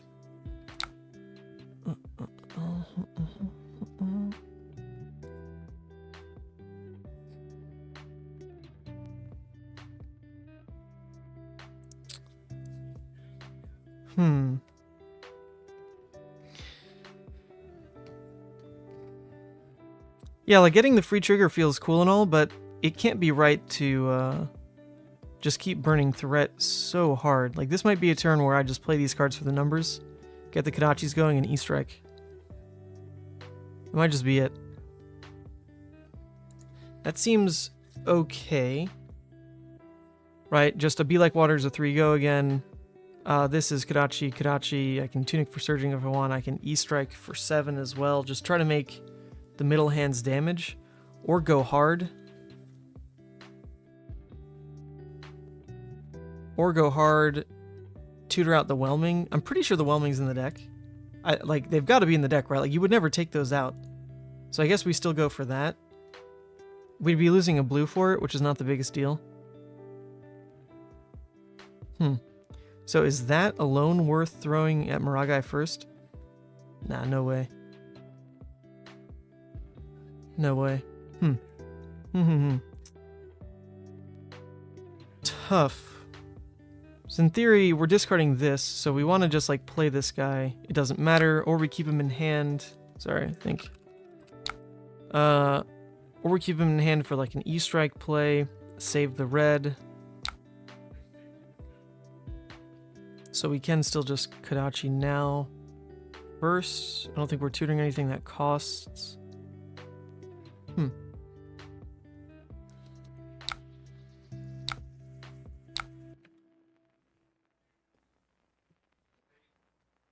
I think this is okay. I really don't want to... Yeah, I don't want to, like, discard too much anymore, funny enough. But discarding a blue this turn is fine. Like, to trade this for a Whelming should still be fine. I want to have a 5-card hand for an Art of War more than anything. Although I really doubt it happens.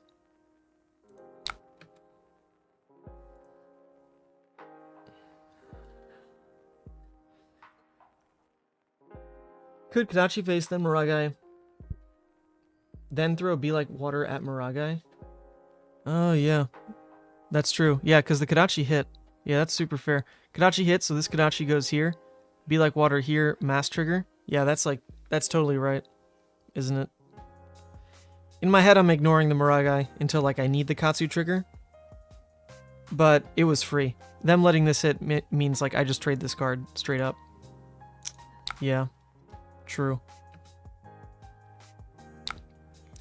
Because now the turn is just like Be Like Water, E-Strike.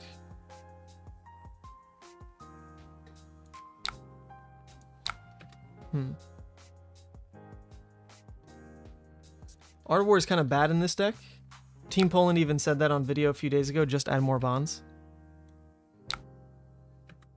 Whew, getting a lot of defense out the Dromai here. Hard to land damage, eh?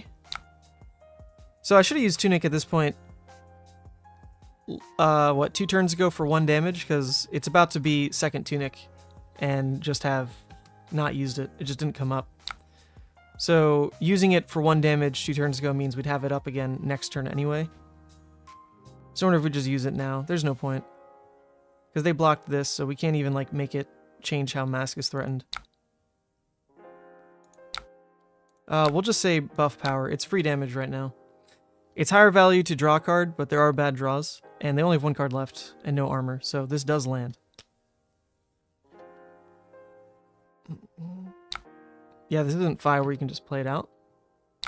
True. I mean, it should still feel pretty good to banish a blue with it, though. Like, that's still ideally what you're waiting for. Okay, yeah, so this is the kind of turn where I think Miragai being around is a bit more valuable, because I can get the Katsu trigger on it. I can Kadachi 100 wins. Like, should be pretty good here. And then it really changes the hand. So I think that's more relevant right now than it was last turn. Oh, oops.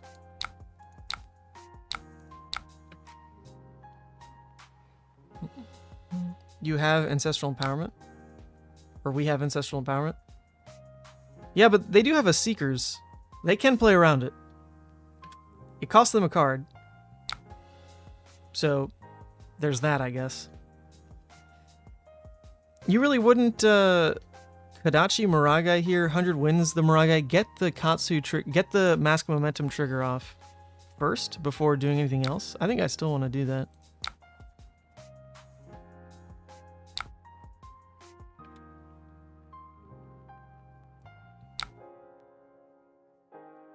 Wait, this is at Miragai. I hope they know that.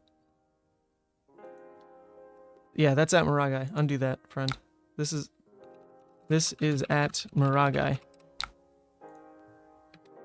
I don't think they know that's at Miragai.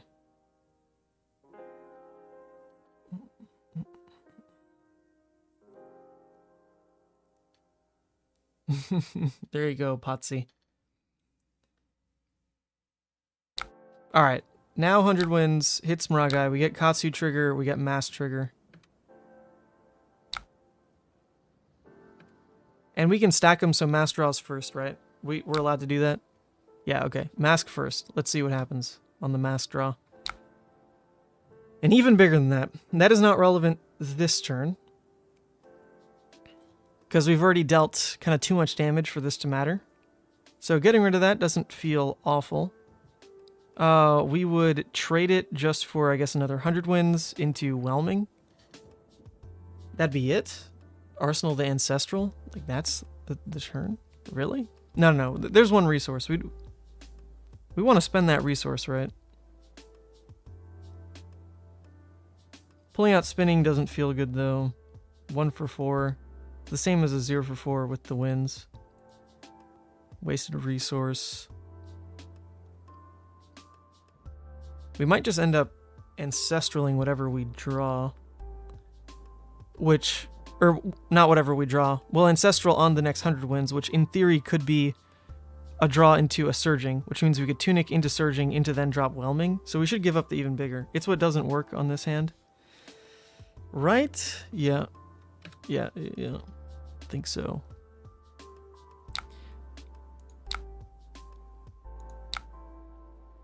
Alright. Thought was grab this. That was the initial thought. I think it makes sense. There's potential that this draws us a, what is it called? Not Lord of Wind. The other one. The blue one. Is it even in the graveyard? The one that cares about the 100 wins. There's potential on that, right? Feels weird to just use Ancestral, though, without it threatening Katsu. But, like, I need this to be a different card right now. That does need to happen. There's a lot of chances for this draw to be insane, too. I think. Go for another Bonds? I don't think I can go for my last Bonds without it being an Art of War turn. That's what I'm waiting for. I have one more red Bonds. One more red Bonds. I legitimately am afraid to play it. Oh man, terrible draw. Legitimately am afraid to play it without an Art of War. So we seem to be a little low on damage. Alright, that draw sucked. Maybe it was better to just not Ancestral. There were a lot of potential highs. This is one of the lows, though. We could have just held Ancestral, thrown the Whelming, and then that's it. Say that's good for the turn. There were just a lot of good hits on Ancestral. There were. This one's not one of them.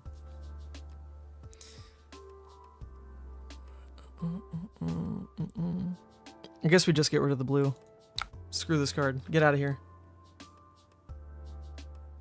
I think it is always better to hold Ancestral there. It probably always is. I got a little baited because we've only played out 2 Surgings, or no, 3 Surgings. So there were another 3 in the deck. There were also all 3 copies of the blue one, and like even a Spinning Wheel Kick to spend the 1 on would be nice. Any 0 for 4 also would have been nice. Baited. Because there's also a lot of trashy blues. So I think when you weigh it that way, it does shift. Okay, we drew an Ancestral anyway. Okay. Saved. Saved. You could have gotten Bonds and then did Whelming Snaps into Bonds. Because double Gust Wave, in theory. No, how would I have double Gust Wave? It'd just be the 1. You could have gotten Bonds and then did Whelming into Bonds. What are you saying, like hard pay for the first Bonds? How does that work? How would I trigger 2 Bonds with only 1 Gust Wave that turn? Am I stupid? You're saying Bonds gets another Bonds? Oh, I see. Wait. No, still, the first one would cost something, right? I don't know. I'm not going to worry about it. New turn.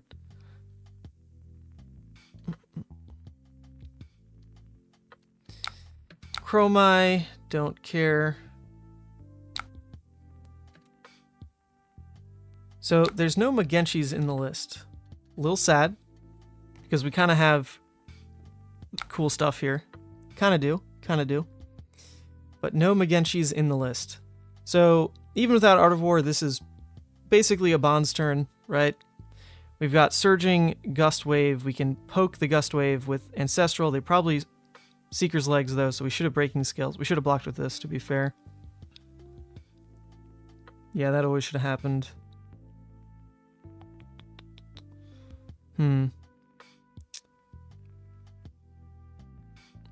So, resource-wise, I guess we could just play out this Whelming into the Dromai. That'd be kind of cool.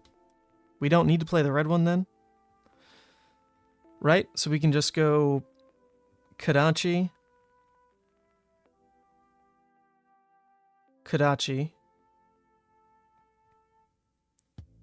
Tunic. Surging. This Whelming goes at Dromai. Draws a card anyway. Discard Ancestral. Pull a Bonds. Play a Bonds. Get another Bonds. Play this Whelming. Snaps. Play that Bonds. Get another thing. I think this is the big turn, right? I think this is the big turn. Pretty sure. How many Tunic uses? Literally 0.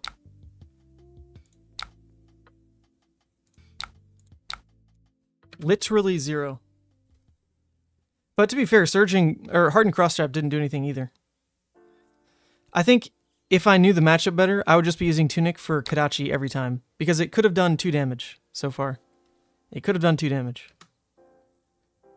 I was kind of holding it in thought of Art of War, but we haven't drawn the Art of War, so that remains as like an unknown for me.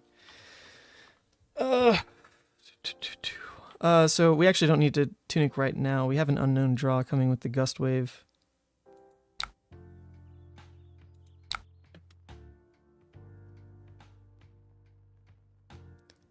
This at the Dromai, I think, should feel good, right? Because we do have 2 Bonds left. We can have the blue one, or we can have a red come in, banish the red, get a blue. Kind of a weak turn.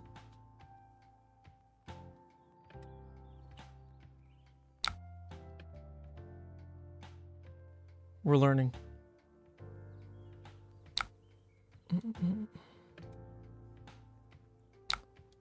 Alright, so now this little guy is going to hit the Dromai. It's going to draw a card.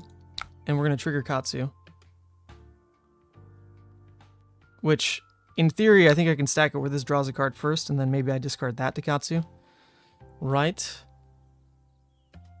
I think I get to do that. Okay, yep. Discard this. Get rid. Even bigger than that, good Katsu stuff. Good Katsu juice. Let's discard this. Alright, so now I can get a Bonds. That Bonds can banish a Bonds, get another Bonds. Then I play this Gust Wave. I snaps that Gust Wave for go again. Then the next Bonds is free again into one last sucker. Right? That's gotta be it. That's gotta be it.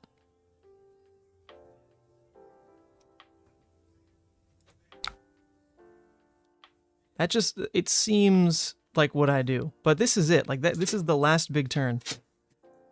It's the last big turn here.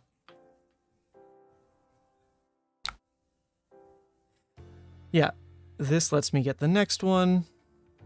See, I would have loved this to somehow be connected to an Art of War.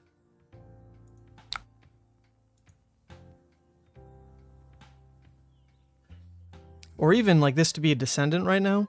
Then the Dishonor would trigger. That'd be kind of crazy.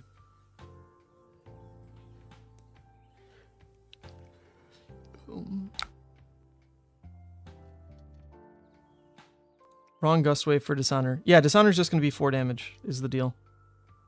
Oh, we don't even have a Dishonor. Alright. Now I have questions.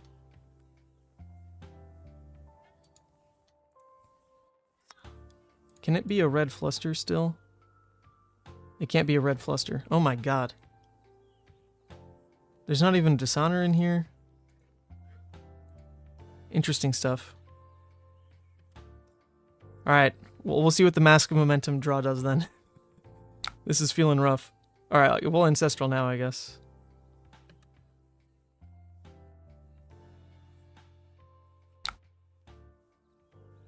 Yeah, sure. This pushes Katsu to be active on Whelming. Does that matter? I mean, I already played it, I guess, so we're committed to it. But in theory, otherwise, it's this is blocked, then it's Whelming, then it's the Baby Bonds, and then it's something else. So that something else would just make it a random draw then. So I do care a little bit more about this being active now. I might even Breaking Scales for it. We'll see. I doubt it, though. Oh, there's a Dishonor. Okay, that's kind of cool. That's kind of cool. Alright. Now we Whelming. Snaps the Whelming. We can get in a Kodachi, why not? Into... Wait, no, this doesn't quite work. Now what is Bonds doing? Right now, what is Bonds doing? It's just wasted damage. How would this work? Because this won't get the +2 if I do something in between the Bonds and here. So the Bonds is fetching like pretty much nothing. Right? The only thing I could fetch that's playable is like the Spinning Wheel Kick. But then that just comes in for 4, and then the Dishonor doesn't get +2, and it doesn't even get the buff.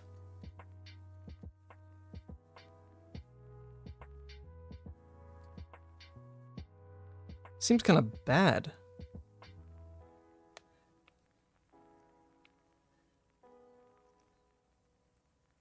Fetch a Descendant.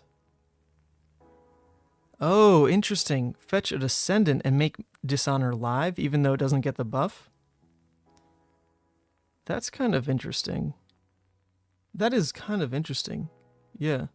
Paid off Tunic? Is that right? That seems kind of cool. I think we do that. I think we do that.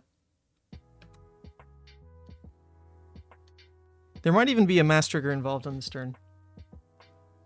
That seems pretty good, but like I think we're just gonna get fatigued is more so my issue.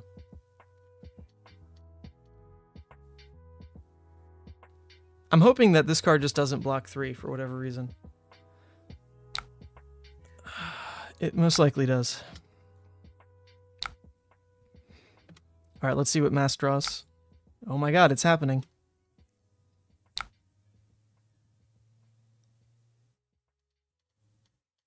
Okay, does that change things? Hold up a second. Does that change things? Because now, in theory, it's Bonds get spinning wheel kick, right? Get spinning wheel kick. Then I can pay for Kadachi spinning wheel off the blue. Yeah, I think that's better now. Yeah, the plan has changed. The plan has changed. Okay, not bad. Not bad. Not bad. Though I will say, this tunic is so freaking useless. It is unbelievably useless. Very rough stuff. Very rough stuff here. The tunic could have dealt 2 damage, and it's just not. Because I was holding it for Art of War, because I guess I'm stupid.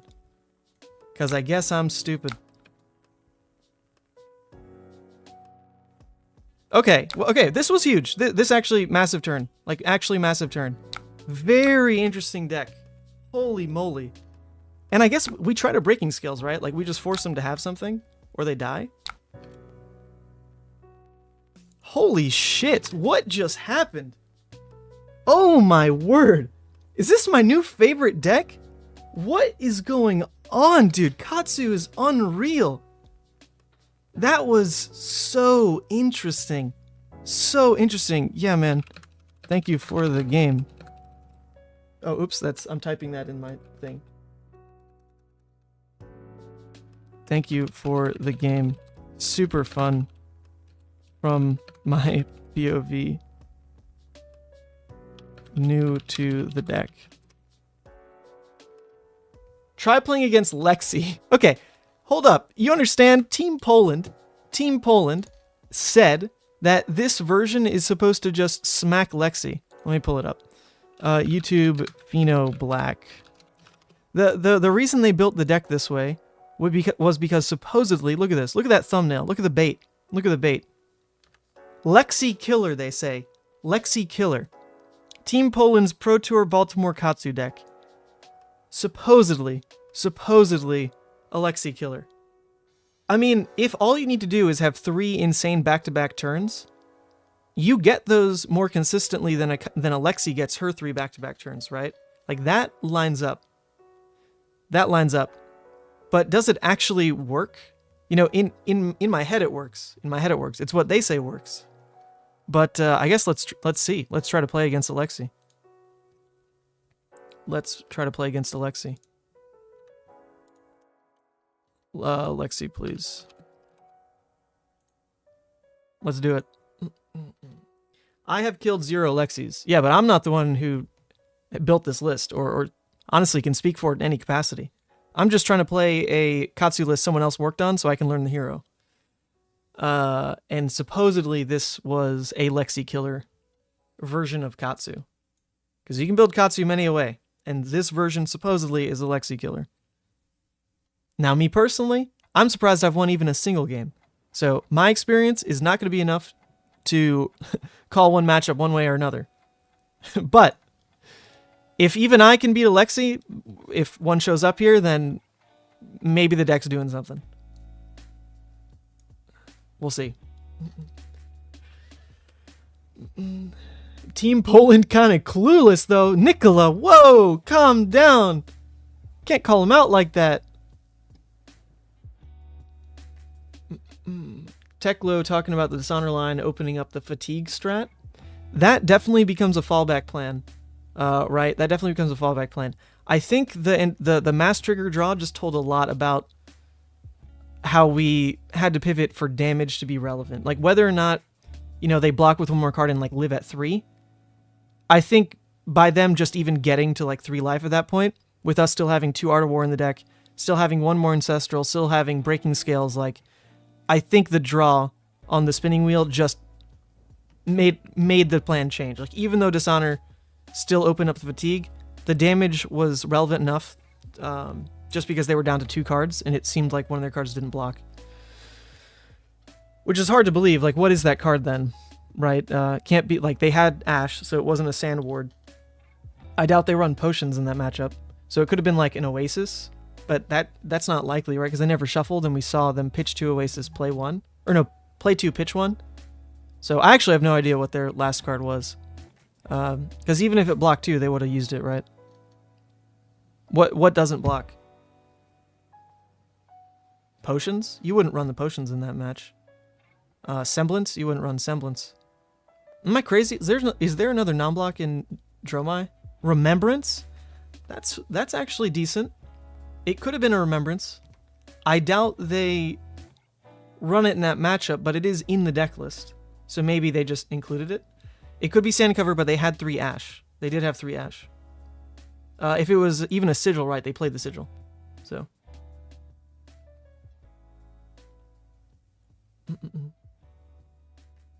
To be fair, Mansant killing 0 Lexi does not give the data that it's not a Lexi killer. I give no data. Like, I'm useless. I wouldn't look to my stream for freaking anything. You think I'm making you better at the game? You all are making me better at the game. I've got you on lock. You're supercharging me. It's a good relationship. I'll take it.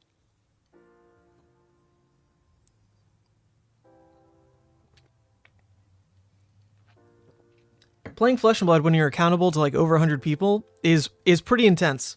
Not gonna lie. Pretty intense. Alright, how's there not a Lexi? Everyone and their mother plays Lexi right now. Where are the Lexis at? Oh, there's one. Hey, good luck. Thank you. Alright. Katsu, Lexi. How's the list change? They do add the Flick Flex. That makes sense. If you can block 4 and a 5. Feels pretty good, although it's a bit out of order, right? In theory, the 5 comes first, then the 4. Well, I mean, not in theory. It just kind of depends. It could be the 4, then the 5. Whatever. I guess it's more likely the 5 comes second because they could give +1 to a 0. So yeah, Flick Flack should just always make sense. I get it. E-strikes are gone. Sure. You don't need 2 card hands. You do try to race. Still Hardened Crossstrap. Yep, I mean, it just makes sense. Let's do it. Let's do it. Okay. Do we go nuts? Do we bonds already? No. Calm down. Nothing in the graveyard. Calm down. We're Levia. We're Levia gaming after all. We need to fill the graveyard. Even so, this is kind of cool. We can Surging Gust Wave, and that probably takes enough cards that they don't get the free arsenal. Like, that alone is kind of cool. Do we still do that? Still do that? Yeah, I guess we pass first. Yeah, pass first, right? Always pass first. See what they do. You're right. Let's put it on them. Put it on them. They actually probably should load, because a Lexi deck going second into most aggro just eats the damage, because Lexi going second on a 3-arrow turn is like, that's golden. It's what they like. Sure, so let's, in theory, park the Gust Wave in Arsenal, because there's a world where we draw like a red Surging, and then like block with a yellow or something. Like, there's a world where that happens, right? Yeah, that should feel a little bit better. But they don't load versus Katsu. Okay, that's fair. They'll load against everyone else, but against Katsu, that does make sense. Ah, Lord. Okay, well, I can fill the graveyard with, I guess, the Gust Wave. That at least gives me 3 damage I can pull out the deck for bonds.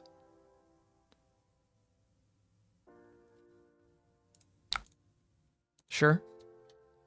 Actually, oh shoot, is that even better? Well, I'm getting Arctic anyway, so I guess it doesn't actually matter, but I could have thought about that a bit more. In theory, if the turn is Surging Whelming, like, is that better? I don't think so. But through Frostbites, we can still pay for Soul Beat, I guess, so we do it. Kind of sad. Can't Kodachi there. Well, so we made the right play into Arctic in particular. Feels kind of bad across the board, though. 3-card hand deals 4. Oh, they're letting it hit? I mean, that makes sense. They do let it hit. Sure. That does make sense. All right, 3-card, 5 damage.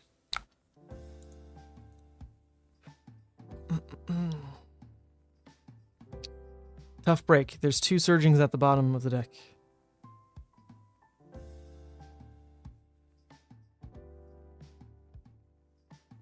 Bonds here. Played Descendant.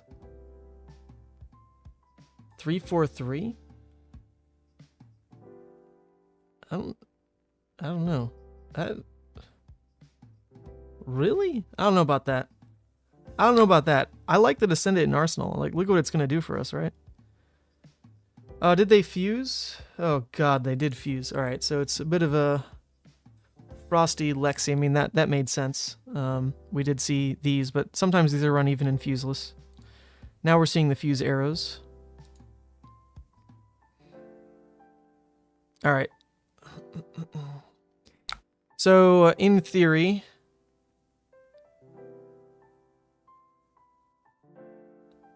This doesn't have go again.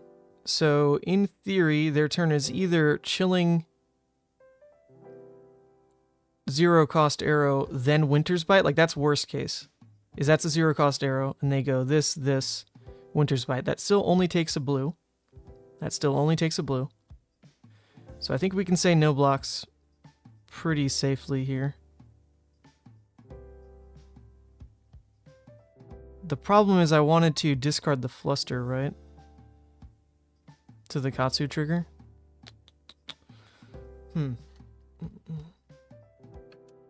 I think this is okay. They can't take more than the 1 blue, because even in their worst case scenario, it's just one trigger here, 1 more trigger here, and then Winter's Bite played out is worst case. Or I guess not even Winter's Bite played out, but like the Bolton Shot played out. And that's still only 3 discard triggers. So I don't see it getting worse than that.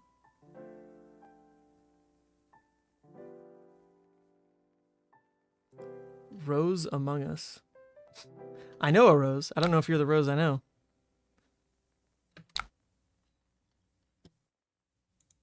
Yes. I shall pay.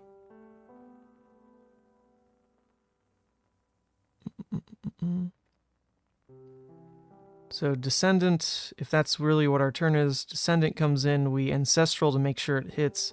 Discard Snatch, grab Bonds Whelming, that's the turn? Maybe this wasn't a good idea after all. Maybe that wasn't a good idea. I mean, we at least get to turn the 2-pitch into Kodachis as well. They're not going to be wasted.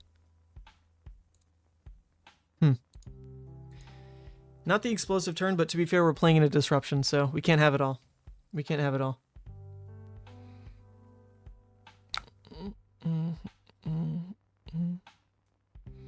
Okay, so it's like, in theory, the worst case where they can trigger it 3 times, but it doesn't matter because we have the blue to cover it. So now we just block with Breaking Scales, just save the HP. That's fine.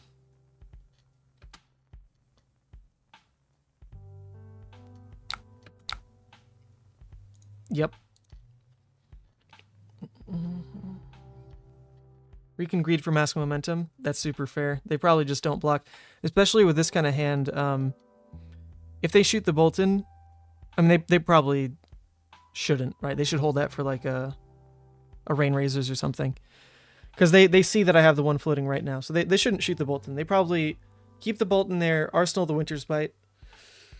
So they're trying to play for a 6-card hand all of a sudden, going into Tunic 3. So they probably only want to block with maybe 1 card. I guess it depends if they have 3 of a kind, right?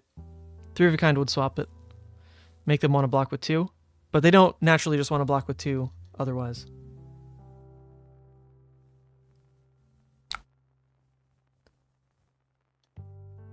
You go by old him. I can lead with Snatch, eh? Lead with Snatch?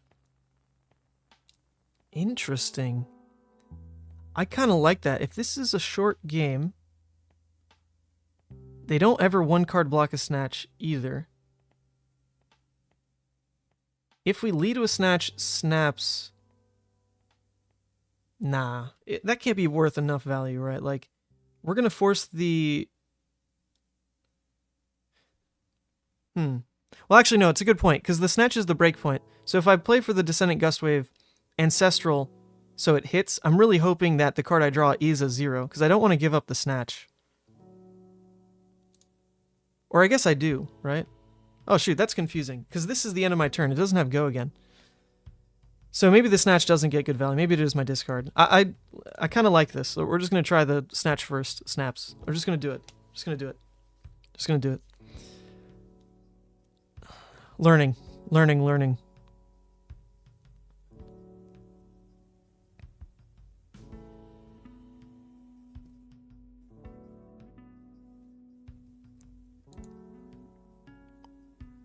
If I hit with Snatch, I can save Ancestral for next turn. Is it that good a card, though? Because when do they block? Oh, shoot. Well, I guess they're blocking that. So we're taking 2 cards with the Snatch. We're going to Snaps it. We then Descendant. And I guess, like, hope the Ancestral draws a 0. Like, that's all we've got. That is all we got, right? We need the draw. Oh, shoot. Oh, shoot, actually. Undo. Sorry. Sorry, snaps. Okay. Alright, we're going to put a lot of faith into it. Because if we go Kadachi, and they just overblock the Descendant, then, you know, no reason to even Ancestral, right? That makes sense. That makes sense. If we go Kadachi, and we make them give us another 2 cards on Descendant, because they're, like, really afraid of Mask or whatever, that works out. I think this is okay. It is okay.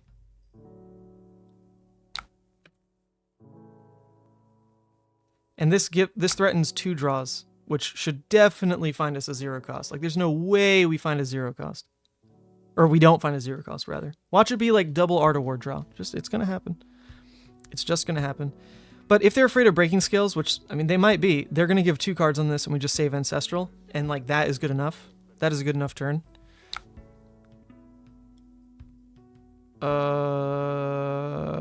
Sure. Let's Ancestral. It's free damage. Alright, well, that's our first miss. That's our first 0 cost miss.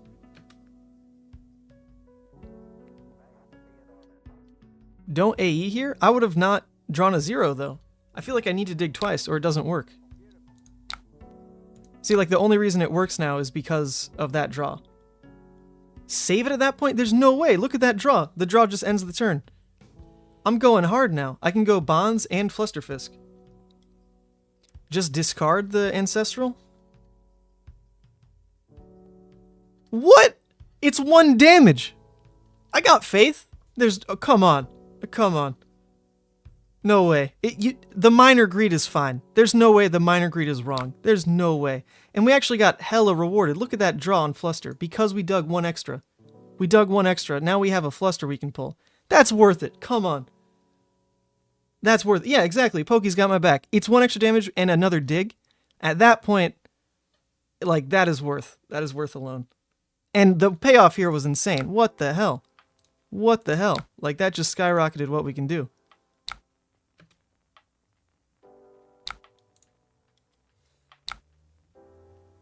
The 1 damage isn't worth it. Worth the risk. Oh, it's not worth the risk if I actually draw 2 non-zeros. I see what you're saying. If I actually draw 2 non-zeros, it's not worth the risk. But the idea there is if I draw 2 non-zeros, then, you know, there's something I can pay for, I guess. I don't know. I had enough faith. I had enough faith. We did high roll a little bit. Like, that was kind of best case scenario, to be fair. We're taxed a card here. We're taxed a card. Do we actually want to discard the Dishonor, though? I don't mind discarding the Dishonor, right? That's probably okay. Just get it in graveyard. That seems fine. Although, Yeah, I don't think... There's no way it could ever be a punish, right? Because for even a fuse card, they didn't have the cards in hand left.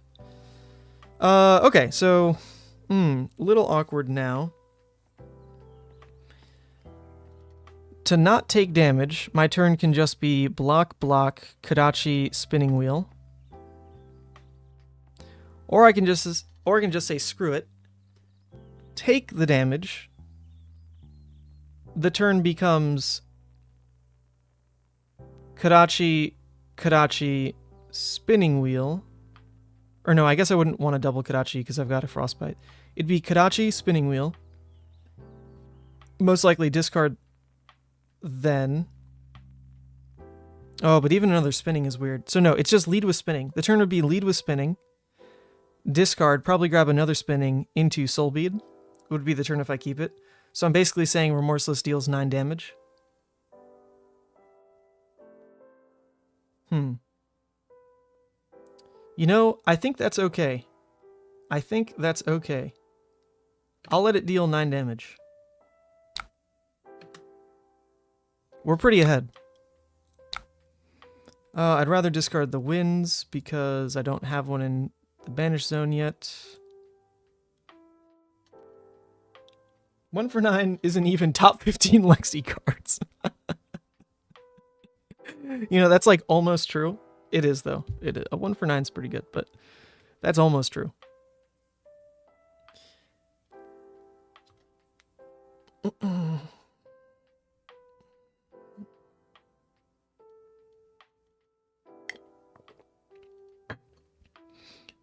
This has to be the right play. It just makes sense. Like, if I can turn this into, all of a sudden, a 3-card... well, that alone's a 3-card 9, not to mention it pushes Soul Bead to threaten the card draw.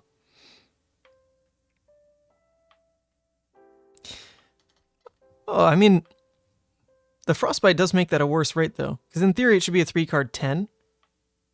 With, like, the added bonus of this goes back to the deck, right? If I can get the double spinning wheel. Funny enough, that rate isn't insane, though. That's actually not a crazy rate. That's like a limited rate. 3-card 9. You know, three per card.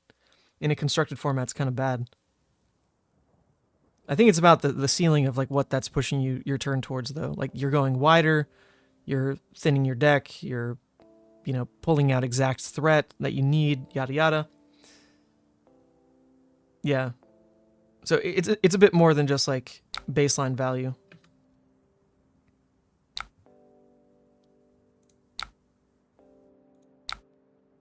I get another spinning wheel. Spinning wheel again.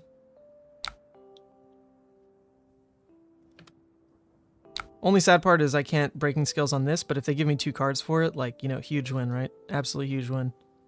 And there's still a lot of highs I can... Oh, my god, they gave me Tunic. Alright, you wanted to mock how bad my Tunic was in the Dromai game? Look how bad their Tunic is. Come on. Come on. 0 use. Although, it stopped a draw, so in theory it was about 4 value. That's not terrible. It stopped the draw, and it blocked 1. Alright, that's better than mine. I take it back. That's better than my Tunic. That is better than my Tunic. Okay, we have the baby bonds. But that's good enough. Their turn's vanilla. We have the baby bonds. We've done it. Yeah, I don't even think we're Kodachiing this turn. Well, in theory, it could be 1 Kodachi. It could be 1 Kodachi. Doesn't matter. We're not blocking this. Wait, we block here? You don't want to do Surging, Discard, Gust Wave, or Descendant Bonds? You don't want to do that? What?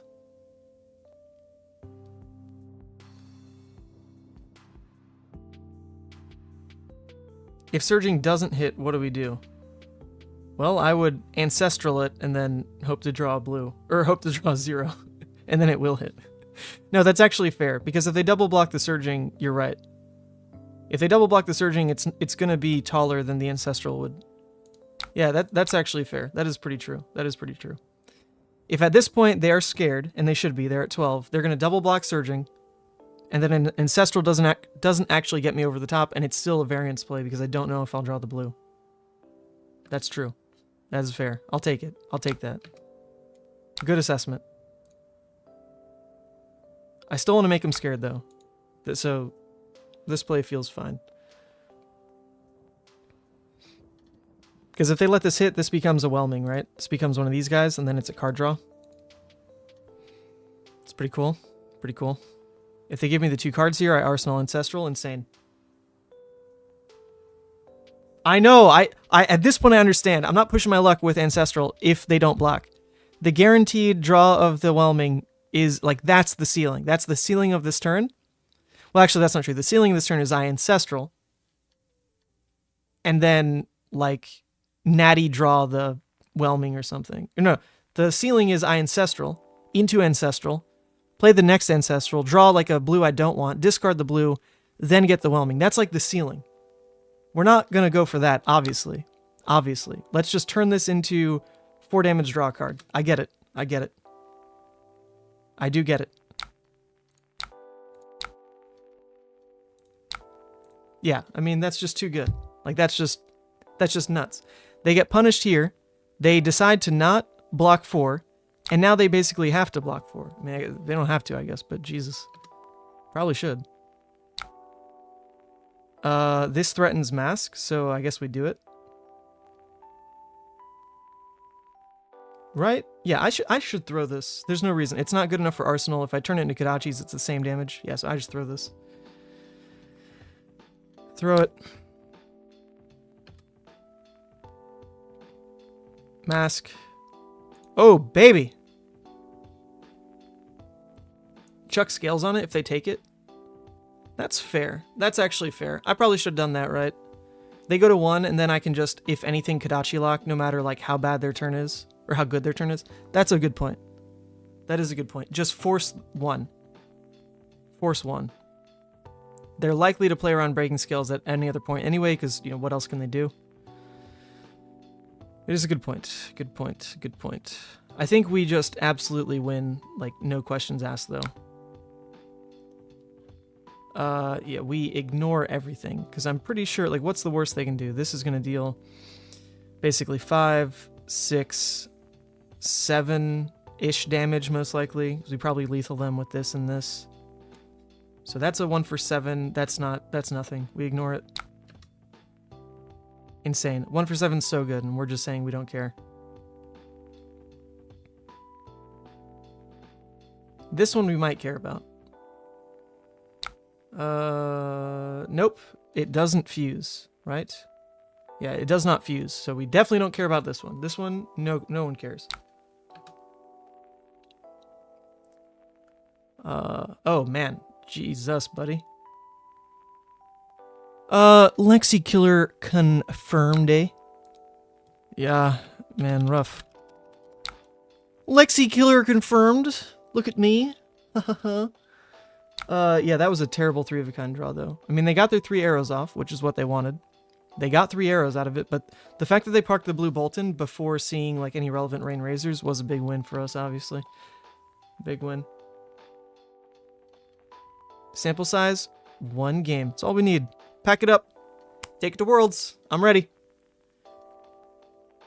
I'll have Team Poland coach me at Worlds. Wanted to fuse Ice Vein, that's why no block on everything. Oh, so they had the Ice Vein and they were digging for the ice with the 3 of a kind. Makes sense. Okay, so how do we not throw the game?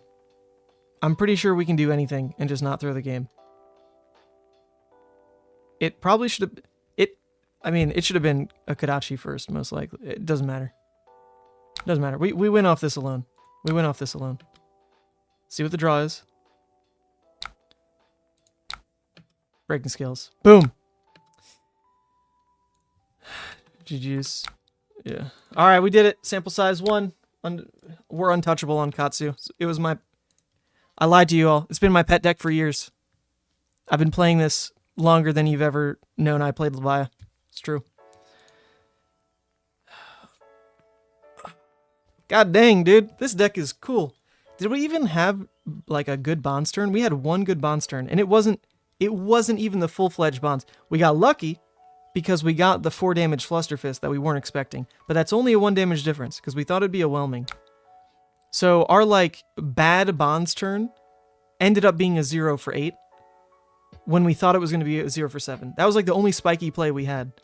Otherwise, like, we barely did anything. Like, look at the cards we played. Like, look at this. What, like, where, you know, no Art of War, no, like, triple bonds. Interesting. I really like the Snatch turn. I think that was my favorite turn, was leading with Snatch. I don't think I ever would have done that without Nicola. That was cool. Lexi also didn't do much this game. Hey, they threw a 1 for 9. They locked me out of 2 turns. Come on, come on. They locked me out of 2 turns. They had back-to-back Winter's Bite, for one. That sucks normally. They had an Arctic that locked me out. They had a Chilling turn that took a blue. They had a Remorseless that dealt 9. So, I mean, to be fair, it's not like the ceiling of what Lexi can do. But it's not like they did nothing. They didn't, like, keel over and die. Alright. But that's the problem with the Ice list, is the Ice list, they're sacrificing their spiky damage turns for these turns. And I guess we're seeing right now, the control turns don't actually win you the game. Like, all they did was, you know, they taxed my hand like 1 card or whatever, right? You know, they taxed me 4 damage on this hand. Withering made me block, you know? But that's it. That's it. Not game-winning stuff. Need to face an Ice Lexi. Man, Reese does not want to accept any Lexi data.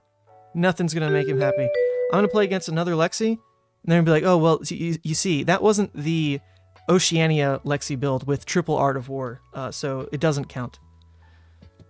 I'm pretty sure this is awful. Hey, good luck. But we'll try to be spiky. I think against Arakni, you literally run everything. Whoa, I'm surprised. There's no way that's right against Arakni. What? What? You're not running the Time Snap combo? There's no way. There's no way. Like, that right off the bat feels wrong. You gotta at least include the Time Snap for the Mugenshi combo. You have to. You have to. 0 for 3s. I can see these being relatively weak, but, like, why not pad the deck, right? You don't hate drawing them. I'm going to change the board. I don't trust Team Poland no more. I feel like them not including Time Snap off the bat, unless I'm wildly incorrect with how it's used, that's how you go infinite against Oldhim. So you should at least include the possibility of that beating the Arakni.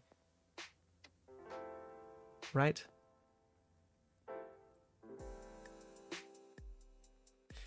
Your version of the Arakni side is everything but reinforce the line. I think that's like pretty close to how I want to play it. I don't want to include the Soul Beads, just because the way that Team Poland uses them is basically in place of Lord of Wind. It's like if it's aggro, they swap out the Lords for Soul Bead. Feels like a little bit of a wasted sideboard spot, but that's how they use it.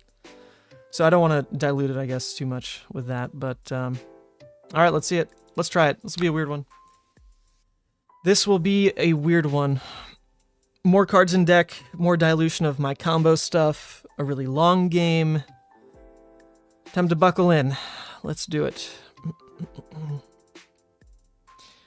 Alright, it's also a change in the combos you're searching for. Now we actually care about this whole Lord of Wind thing. Which, if I recap Lord of Wind, it goes Surging, Whelming, Mugenshi, Lord. So the problem with that line is you basically need to natty 2 pieces of it, and then have like 1 piece in arsenal, because otherwise, how do you get it all to happen? So you need like 1 piece in arsenal, 2 pieces in hand, basically, and then you tutor the 4th. That's asking a lot, especially with the disruption of Arakni. Oh my god. Oh my lord. But we'll try it. Mugenshi tutors all 3 Lord of Wind. Oh, on hit. On hit, though. And this list doesn't have razors. This is going to be very, very tough to get off, I would think.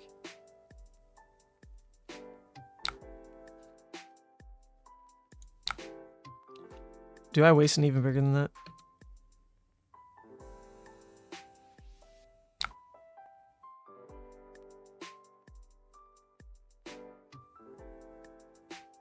It is a waste, right? Straight waste. No reason to burn cards in this matchup. Huh. But do I really want it in hand with this Surging Strike? Nah, I'm gonna use it. Okay, interesting. Red Descendant right now, I mean, they're just gonna block it. They're just gonna block it. I guess I can just, like, end the turn here, right? Just get this card Arsenal, that's it. That's my turn. I have a Quicken. Does the Quicken matter? Hmm.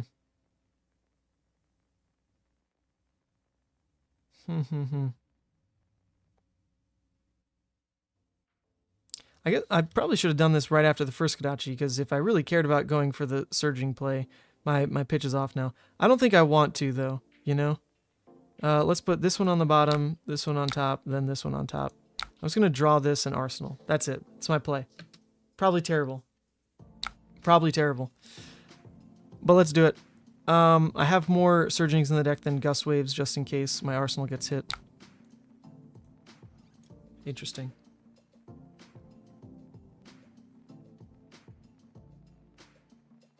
Arsenal Descendant? Well, I feel like I can give up a Surging a tiny bit more, though, right? I have more in the deck. Oh, but it's the starter. Ah, it is the starter of my next turn. Well, that changes things. That does change things. But I drew a Be Like Water. I did. Yeah, this list is only 3 Descendant as well. Okay, there's the CNC. So goodbye, Arsenal.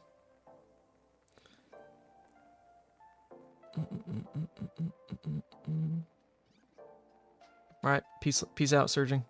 You're gone.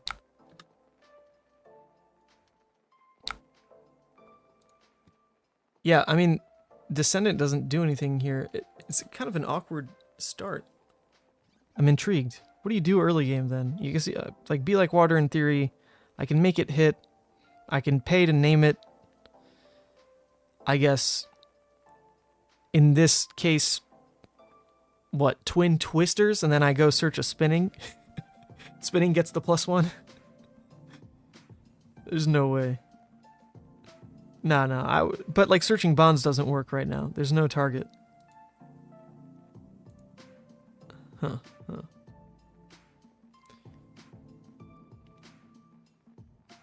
Try to cheese them with Be Like Water. Get a Whelming.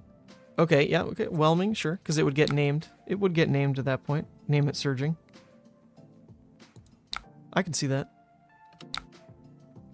100 wins. Okay, I like that. So I guess I discard the... Well, no, I'm about to pay for the Be Like Water, so I have to discard the Winds. Well, now it can be a Bond's turn now. It could be a Bond's turn now. Getting Winds isn't awful. It feels kind of bad, but it's not awful.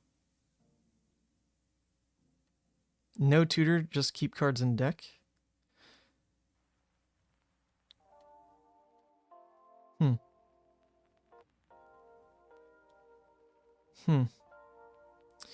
Yeah, discarding the red 100 wins does feel pretty bad, doesn't it?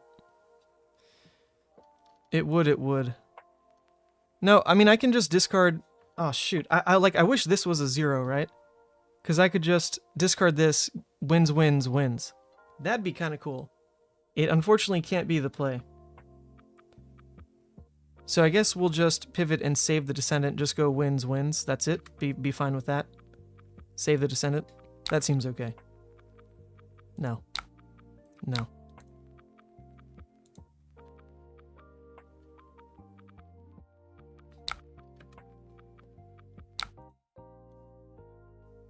I don't think that was enough value either, honestly.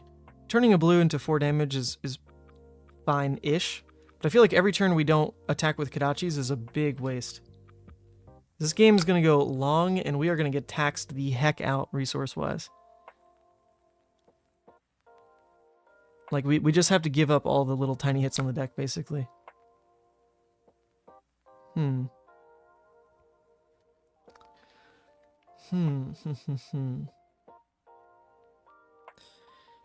Very awkward. We don't have an easy way to start this hand. We can at least fill it, I guess. Fill the graveyard. Play out a Descendant for bad value. Turn just becomes Kodachi, Descendant, Soulbead. Ugh, that's so awful. Giving 2 cards on Slay the Scholars protects 2 cards in deck. Do we do anything better with those 2 cards in hand than the potential of whatever those 2 cards in deck are? That's a question we just won't know. Won't know the answer to.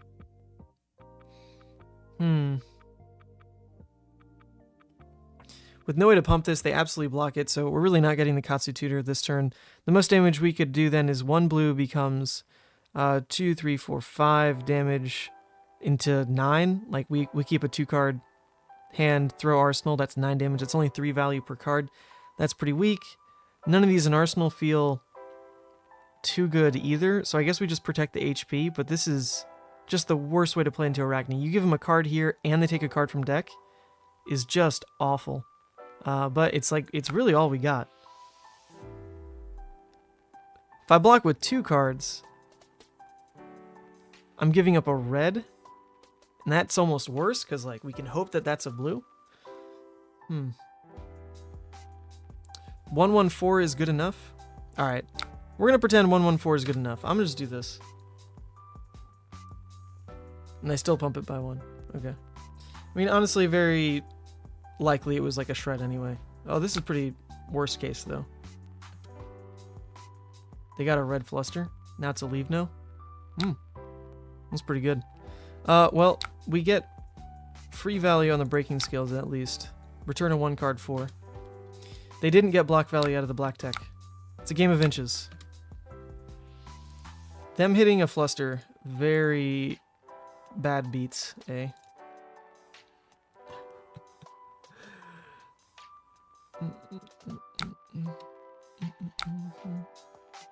It hit! We're golden. Oh my good God. What do you do when you clump your descendants? Jesus Christ. I feel like I just lost the game on this draw. What the hell? How do you unclump descendants with this kind of deck? I mean, this is my only copies of descendants in the deck. What? I don't even have another bonds in the graveyard to like make a cheeky play. Pitch 1 for the other? Yeah, I guess. Pitch 1 for the other, Arsenal the next. Okay, that's fair.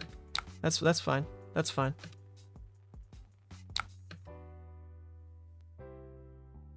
Alright, irrelevant hit effect. This one can go. No biggie. Take it. Hit a blue. Hit 2 blues. Woo! Alright. Magenshi, that one's fine. And another red fluster. Okay, so we are out of fluster fists. Or fists. Jesus. Fists. They're gone.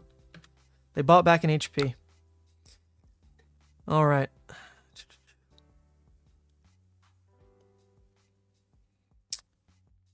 So that really sucks. I mean, that was our play. Our play was grab the fluster. Now we grab wins instead. I mean, it's fine, I guess. It's fine. It's still 4 damage. Gets a blue out the deck. Means we save wins until the end. I want to make him scared that we have like an attack react in hand, so we're going to lead with the one in Arsenal. Yeah, I guess it did give us a moment to pitch a red back in. We didn't need a blue this turn. It would have been nice, but we didn't need it.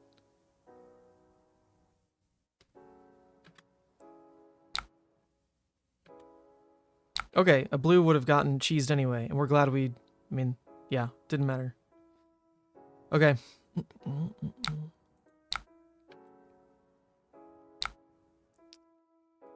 Wins. Weehoo!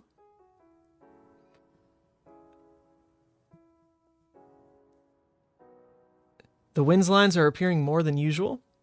Yeah, I mean, it's cool to turn blues into 0-for-4s, right? Like, that's what Dishonor's doing, so the fact that you have, like, a backup way to do that. With a hit effect that's actually a bit more relevant in this matchup, like, who cares about Dishonor or Arakni, right? Wins is actually a much bigger deal. Shuffling in a card? Whew, nuts.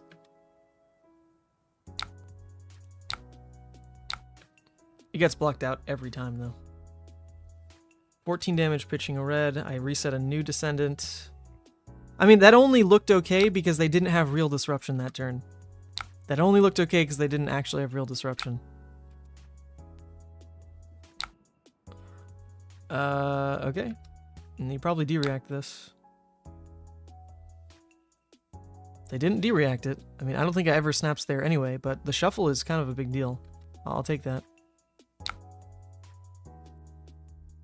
If I had snaps, it would only have been 6 damage. Yeah, no, not bad snaps anyway. Good. I'm glad I didn't do that. Well, they kept a large hand, so it makes me think they've got another Arsenal hit on the horizon, which means I want an Arsenal Be Like Water. That's the less relevant card, if I have to just let it go.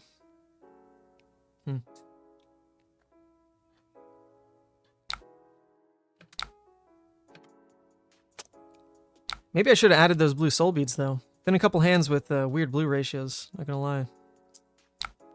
Not gonna lie.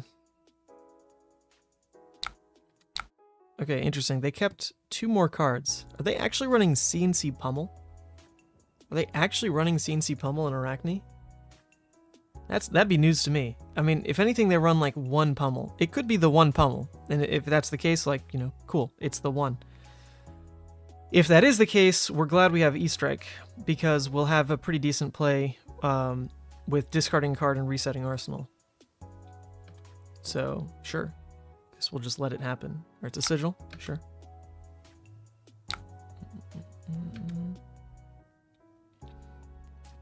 Turn gets a little more freaky-deaky right now. The most damage we can do is just 100 wins into E-Strike for 7 Arsenal Descendant. I think. Just double checking. Just double checking. I guess things might change if they let the 100 wins hit.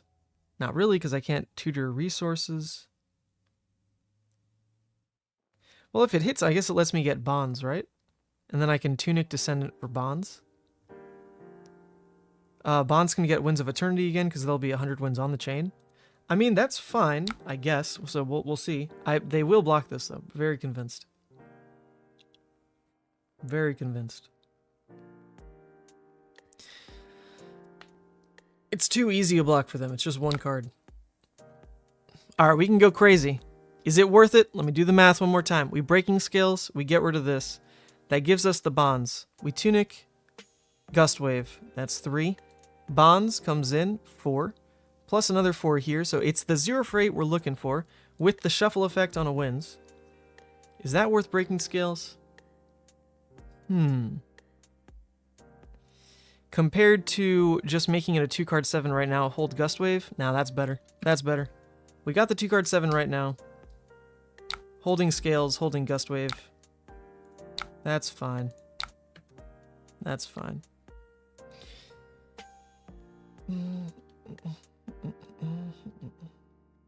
Oh, Nicola, if you've got whatever list you're playing, I'd love to see it as well. For the streams, I know it seems like I'm not doing anything. I promise y'all, I'm super busy. So when the streams end, I jump on other work stuff, and then pretty much figure out what I'm streaming the next day, like at midnight.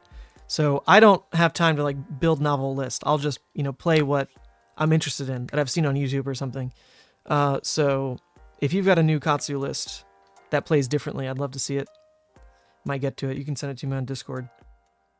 Does the Winds of Eternal still shuffle if its combo isn't active? Oh, true. Yeah. Winds checks the most recent. Yeah, that's true. I keep forgetting. Yeah, combo really is the previous attack. Bonds is a bad tutor because it's like switching it up. You get the initial bonds trigger, then it almost doesn't matter what combos you're doing beyond that. It's building bad habits. Bonds, yes, does care about the most previous one exactly. Dang, I suck. Alright, it's okay. Hand's fine. Hand's fine.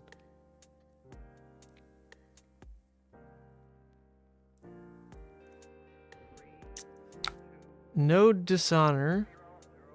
So I guess we're hoping we discard the Dishonor somehow. 4 is a weird breakpoint because they don't have easy armor block yet. We haven't seen any defense reactions though, so that's likely coming, to be fair. I think I still keep the Dishonor in hand though. I want to go Surging Pitch Surging. Keep Dishonor in hand. Because if I am allowed to discard, like I want that to be the discard. I do. Okay, hit me. Take the top. What you got? E-Strike, alright. Do I get any rest? I am a very busy person. I am always doing something. Is it things that waste time? I've cut back on those habits. Used to be a serial League of Legends addict. Don't play that anymore. Now I stick to, like, you know, personal projects, work projects, whatever. But I like to be busy. I definitely like to be busy.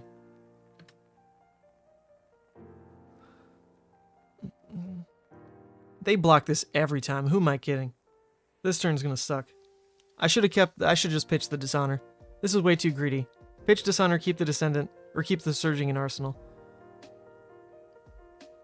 Whatever.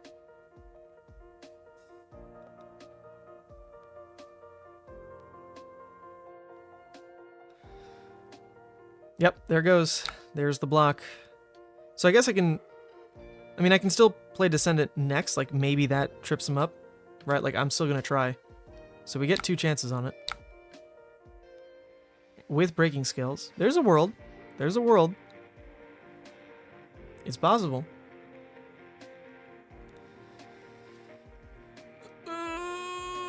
Alright, let's see it. There's no 5 defense react unless they're actually running unmovables. Should be freaking nuts.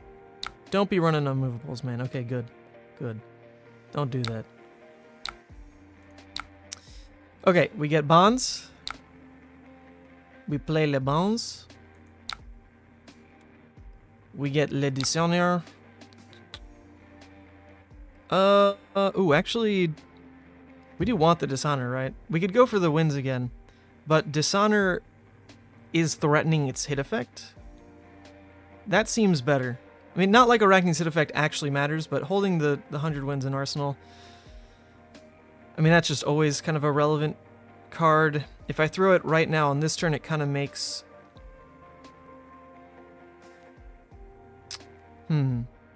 Well, if I go for the wins line, I'm throwing wins next.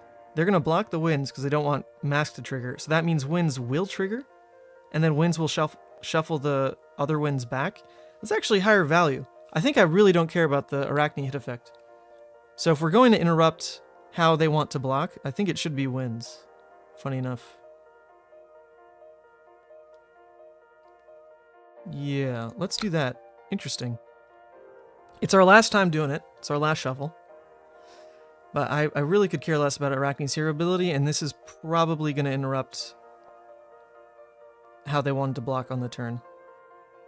Le Dishonor.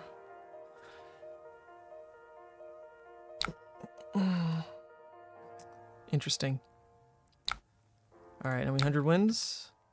Now they have to make a choice. Either give me the card now. Alright, they gave me the card now. So, Winds of Eternity, very likely to hit. I could Breaking Scales right now. Is that funky? It's probably funky.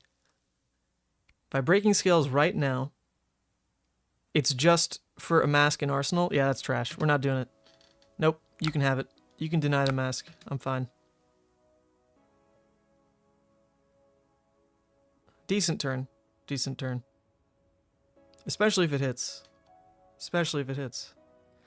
Although, look how much damage I'm just eating. Maybe that's the reason the deck wasn't massive. Maybe that's why you don't run 70 cards, and instead they had it boarded to just be 63.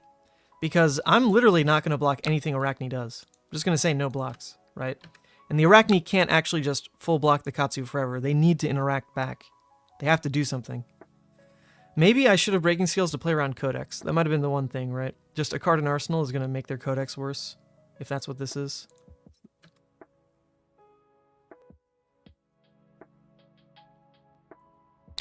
To slay the Scholars. Interesting. Yeah, so because of the life, maybe like the Time Snap isn't... It's not going to work, is it? Time Snap's not going to quite do it for the deck. Not good enough. Interesting. Very interesting. I see the matchup now. It's quite different than I expected.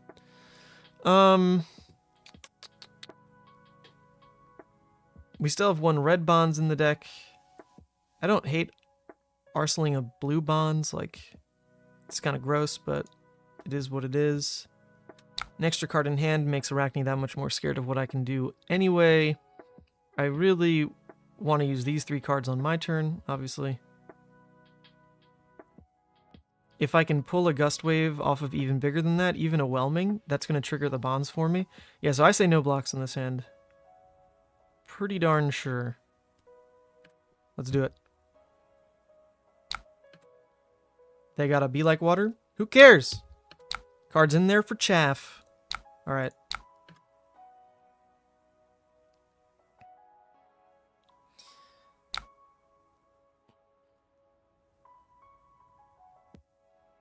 So I should still Spinning Wheel Kick right now, or after, right? Because I'll get a read on whether or not they'll let it hit.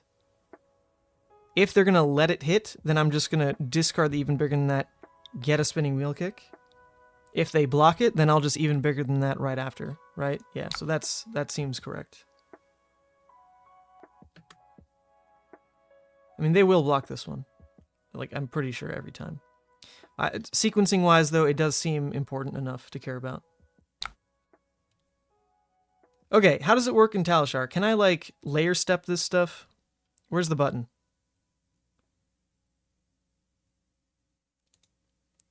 I think I need to click that button.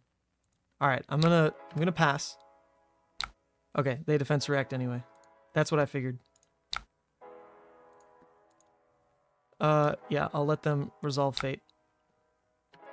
Before they see my even bigger than that. Less information, you know? Alright, now I'll even bigger than that.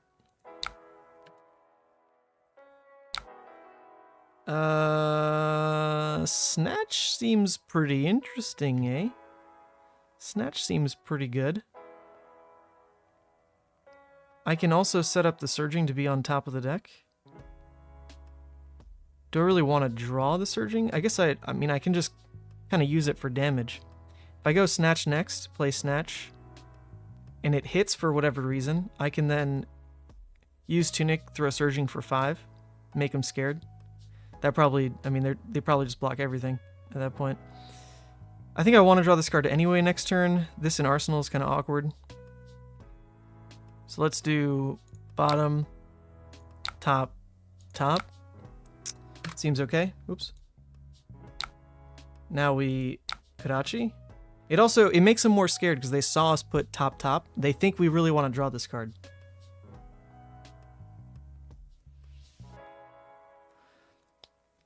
Is this Dan Rakowski's list? No, this is, I love Dan. Dan's awesome. I didn't actually know he was playing Katsu. I thought he was playing Fi still. But no, this is the Team Poland list. The Team Poland list.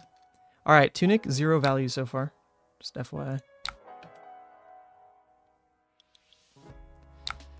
Still plays around Codex a little bit.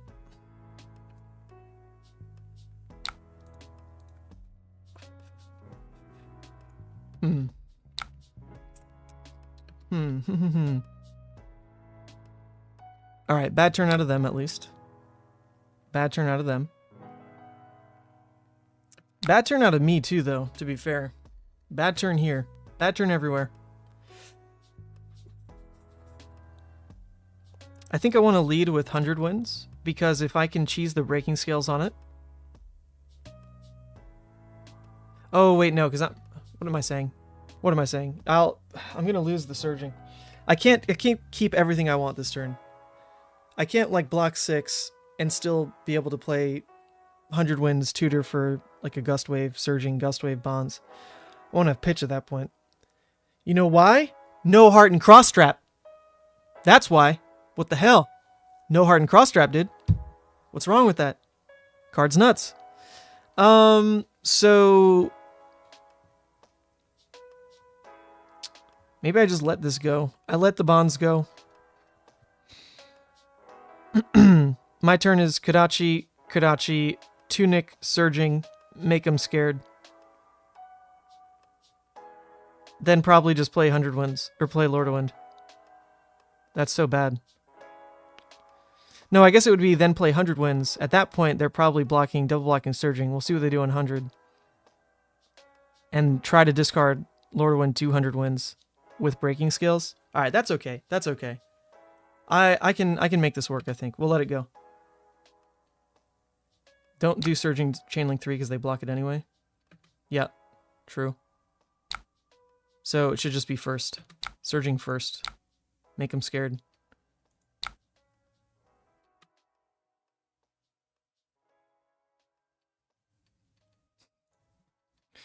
I mean, it's Arakni. They're always going to give 2 cards to it.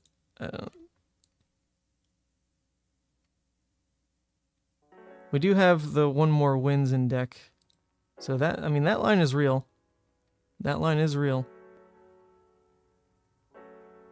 There's the 2 cards. I want a Kadachi.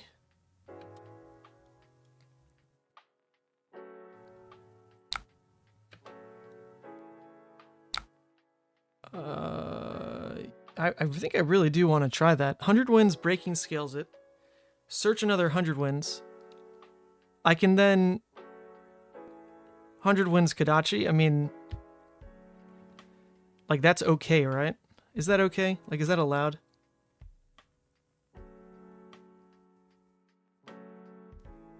Yeah, but if I threaten the scales, they definitely give 2 cards on it. And then I'm arsenaling 100 Lord of Wind? Like, come on, that sounds awful. Like, I don't want them to block 2 cards on it.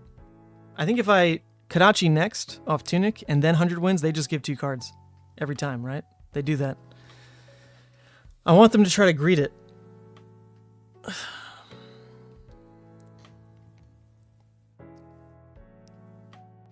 It's fine because I just get 2 cards. Yeah, sure. Screw it. First use of Tunic. I swear this deck is like, it just doesn't draw Art of War. It's just not possible. Deck can't do it.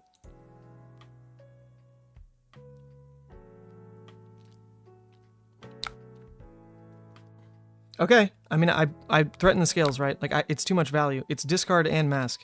If they give me a D-react on it, they give me a D-react on it. Just is what it is. Okay. They gave me a D-react. Sure.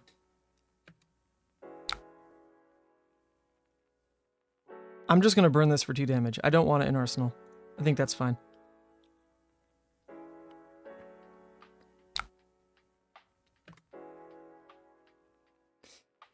Okay, we got a full 4. We have Snaps up. We don't have Tunic anymore, so what the hell is this card doing?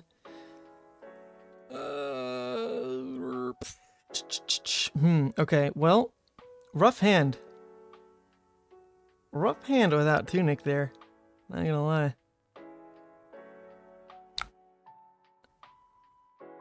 Huh. Man, this is really funky. Really funky. Like, bad. What the heck? Bad. Like, they're on 6. We're drawing up 4. They have no equip. Like, we needed the gas this turn. That's nuts. Oof. Rough. I mean, I think I still just make it snatch, snaps, spinning wheel, snatch. Like, that just is the turn. It feels really bad, but, like, that is the turn.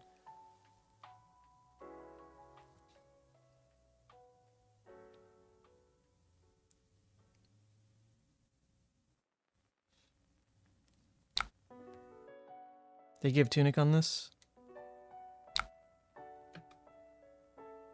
And I'm trying to just keep taking their full hand, right? Like, that's it.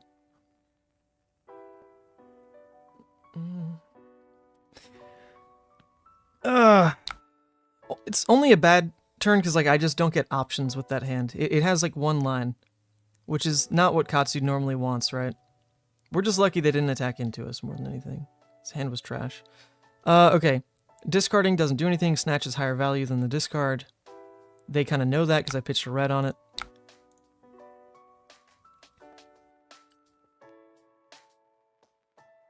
Hand definitely still demands blocks. Rude, he goes. Not bad for all reds.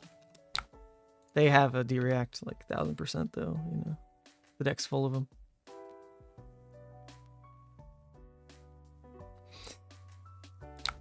Oh my god, they gave it to me. What is happening now? Okay. What? I mean, I get 3 block on this turn. They're at 1. Like, I just give this up on whatever 3 they're attacking me with? Is it possible? Can I die from 5? There's no way.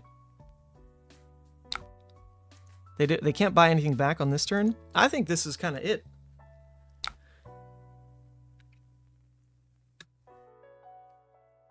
I could even Art of War just to cycle things, I guess. The problem is if it's double pump with like cut the chase, sure, like that's the blowout, right? I just lose to that. I lose to double cut the chase. They've played 2 red, rather. 3 red. Okay, I can't lose then. It can't be anything relevant. If it's double blue, I'm fine. Interesting. Guaranteed game, block 7. What cards am I keeping?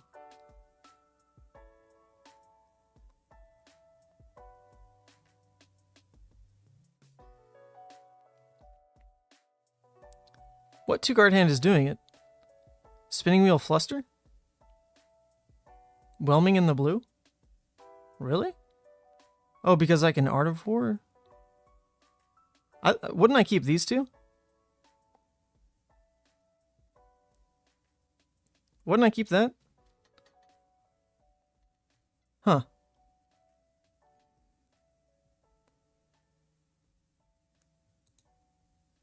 Okay. Well, let me just let this guy know. Gotta think on this hand. They're at 1, so like I'm always keeping the blue. That always happens. I'm always keeping the blue. Karachi, Karachi. I think the cheese kill is keeping Art of War with Whelming. If I go Karachi, Karachi, they block 3. I Art of War to give +1 on Whelming. Like, that's the cheese kill, right? The problem with that is I'm blocking 1 less than just keeping the blues spinning. So I think I'm giving 5, 6, 7... Or no, yeah, 5, 6, 7, 8. Is that what I'm doing? 5, 6, 7, 8.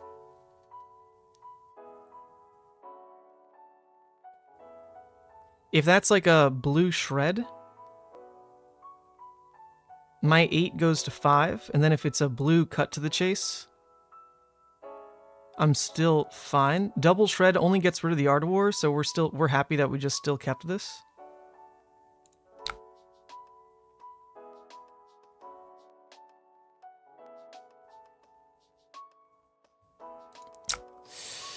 Block with Wheel Kick and Equipment.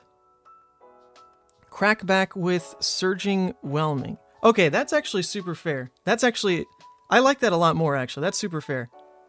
Spinning Wheel Kick plus Equip here. Like, force them to have something.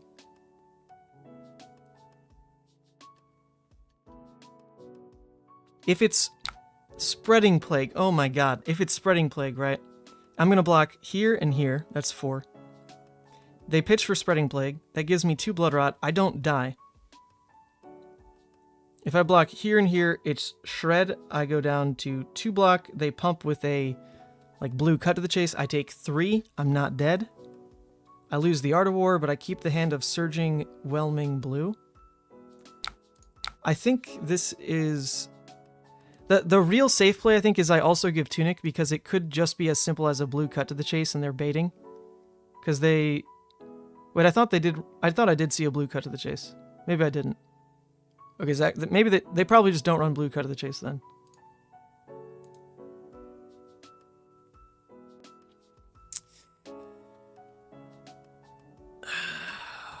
The problem of giving Tunic is that it could be Spreading Plague. That's the problem. So I don't want to give Tunic because it could be Spreading Plague, and we do know they run that. We saw it here. So I think this is fine. We're basically saying we're giving up the Art of War, but we're making them have something. And then our turn is like kind of nuts. Because it's 5, 4, 1. Yeah, it's fine. Ship it. Ship it. I don't think there's any 100% correct line. And if somehow this is all it took, that's incredible. Oh my god. It was a sigil the whole time! Lol. Oh, all that thinking. All that brain power. Okay. Pretty funny. Pretty funny. So we can use the Art of War. Do we ever use it preemptively? I don't think so. There can't be a point. We can just go Surging whelming, they try to block whelming, we could maybe choose the Art of War for the card draw then. I don't know if that's really worth it over just Kodachi. They're at 4. We're showing 9, 10 basically, but they're going to block 2 here. They're going to block 2 here unless they have a D-react.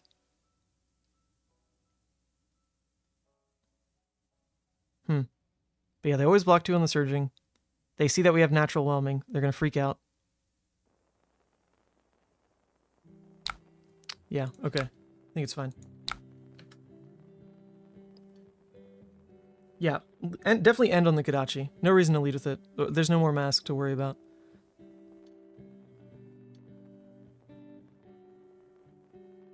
I think they always have to. We didn't show them that we had whelming. The blocks that we were considering were all things that they've now seen. I clicked on surging at one point, and I clicked on spinning wheel kick. So they're not quite sure what's up.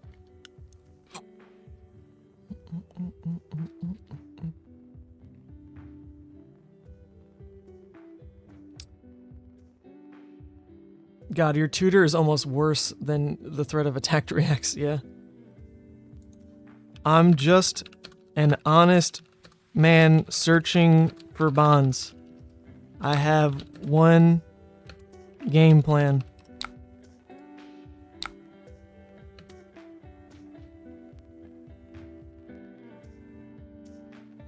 What's like worst case? I guess frailty feels pretty bad because then the Kodachi's wasted damage, but then it like guarantees I just go for the Art of War play.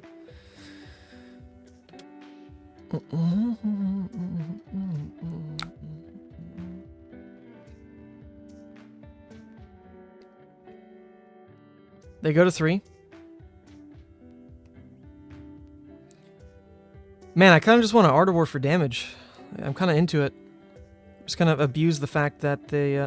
well, the worst part about that, though, is it plays into their codex.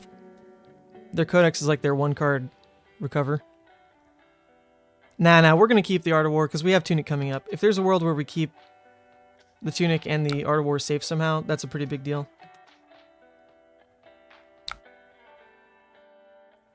Art of War here?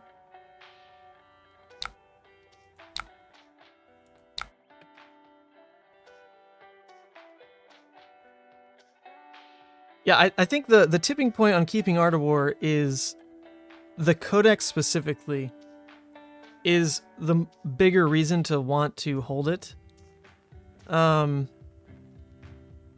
also the fact that Tunic's coming up points me a bit there anyway. I agreed, you know. I agreed. Art of War with Tunic just feels good. Like, I want to kickstart my turn that way. Even if I have to end up blocking with 2 cards, right? Like a block with 2 cards, whatever. Then I Tunic, Art of War, and like that opens up the hand. That opens up the hand. If we Art of War, we get the whole hand. I'm like pretty convinced this is a codex. I'm feeling it. They've had 0, you know? And that last hand was not attack reacts. If that's a codex, then I don't really care.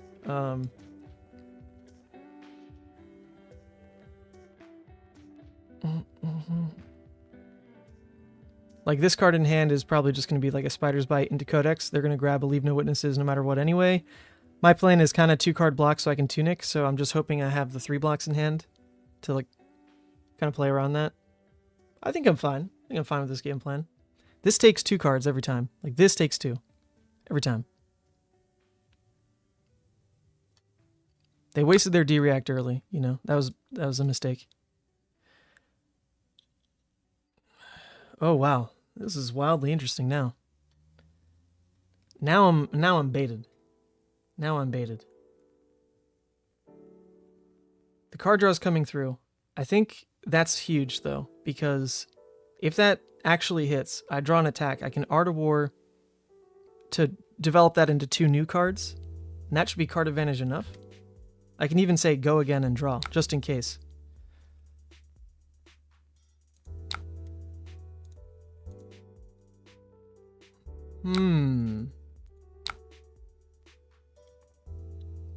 Pretty decent, eh?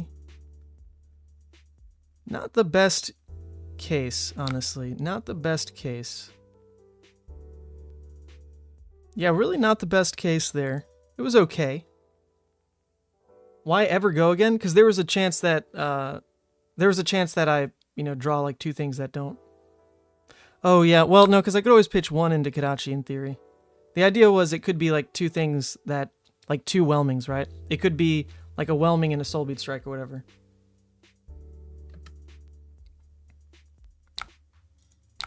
It could be 2 no go again cards. The +1 just didn't seem relevant.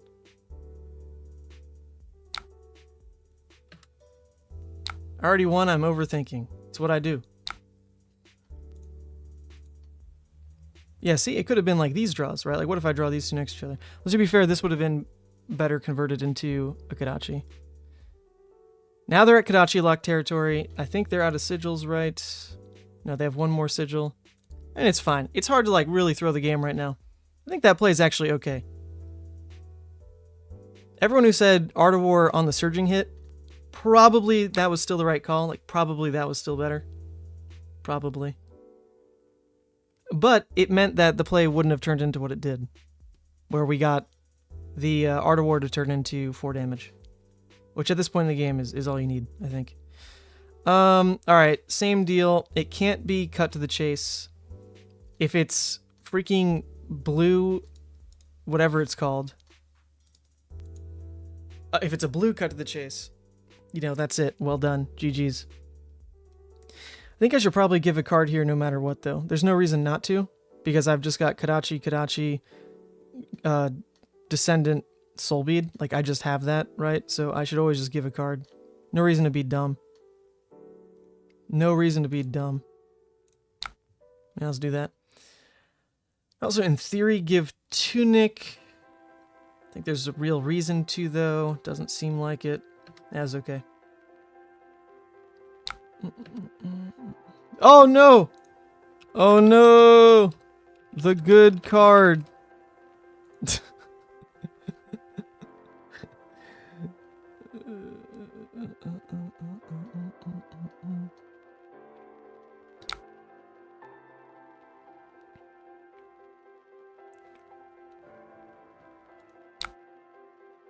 The plans come and go, Nicola. They come and go. We were playing around Codex at one point, and then we gave up. But it Flick, Flack, and Arsenal actually was better than the one Kadachi. So, giving up on the plan, bad idea. The Flick, Flack, and Arsenal, much better than using it for Kadachi. Much better. Is what it is, though. The stream's a roller coaster. It's what we do. Trust the process. There's their last sigil. That's a pretty big deal, actually.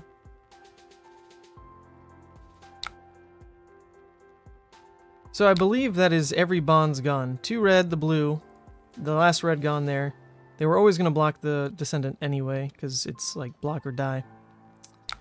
Ending on the Soul Bead, still pretty nice. They use a sync on it. Good and efficient.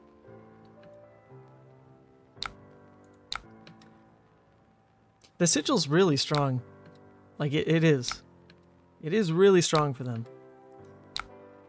Escaped the Kadachi lock. Escaped. Release the Frail. Now I'm terrified. Now it really could be, at this point, the way I lose is I let this hit, they black tech Codex. Like, that's just hard loss. Game over. Game over, right? So, I can't let that happen. That can't happen. So I think we do have to do this. This has to happen.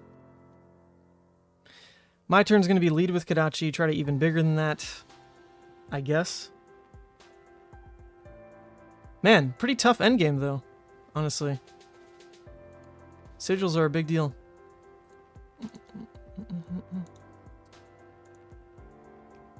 Yeah, the hard loss comes from they black tech, so we do have to, at this point, give it up.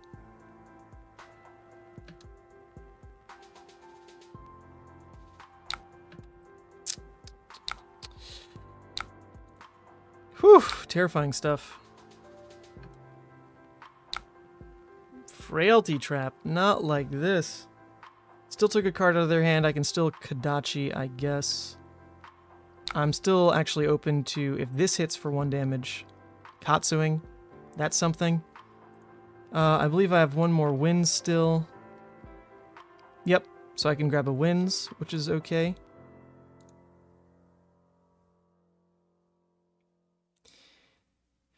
Is a guaranteed Winds better than letting this hit and then just digging for even bigger? Even bigger could potentially draw something very similar. The Fluster Fists disappeared really early this game, if I remember correctly. Yeah, they're all banished. So really it would be looking for another Soul Bead, which we have 1 more in the deck.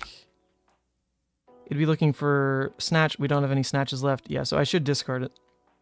I should discard it for the guaranteed draw of 100 wins. Oh, never mind. They block 6. What am I talking about? They block 6.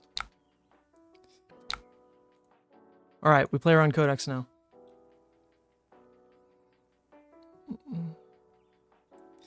Come on, this is when you should throw 0 for 4 at me. This is when you should 0 for 4 me. I'm ready. Do it. I'm ready. Put me in, coach. Alright, this like 100% smells like a Codex. Because leading with Scalpel just makes sense on that. They're going to Codex out a 0 for 4, then Flick Flack doesn't block it. Pretty terrifying. Absolutely terrifying.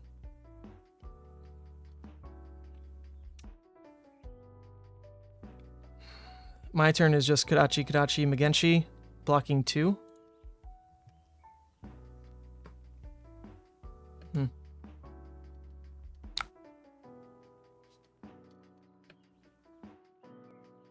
Place the Frail.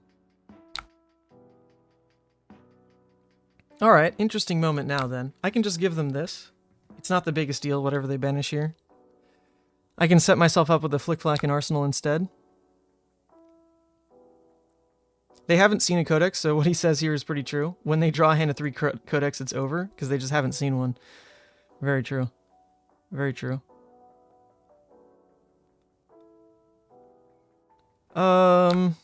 Maybe I'll block a Flick Flack, though, because I can like force turn this on, right? With the even bigger than that. If they let a Kodachi through. That happens, right? That's how the interaction works. I can even bigger than that. Get a Quicken. Whelming Mugenshi. That seems pretty good, actually. That's better. Yeah, I'm gonna just Flick Flack on this. Who needs this in Arsenal?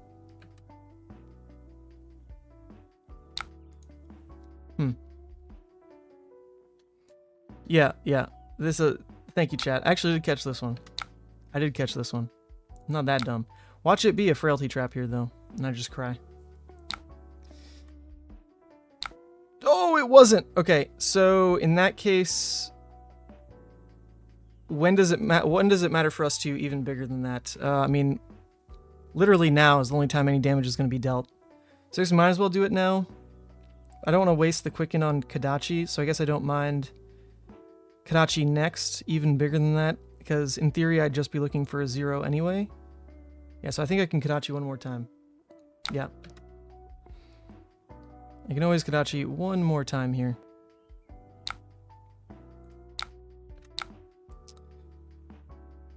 I mean, this just gives me the go again. That's all I'm really looking for, right? That's all I'm really looking for. So I don't really want the Art of War. I don't mind drawing the Flick Flack in the next hand, but I think I just win anyway, right?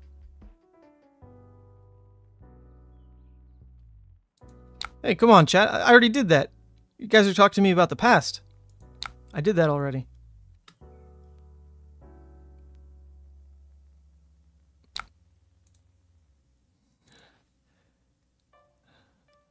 Lucked into this one.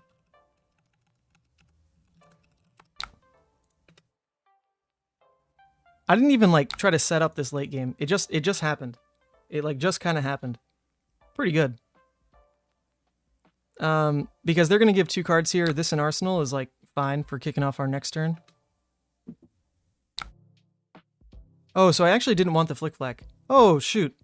I should have counted out what cards they give me. Oh yeah, that's fair. It should have been keep the Art of War, bottom of Flick Flack.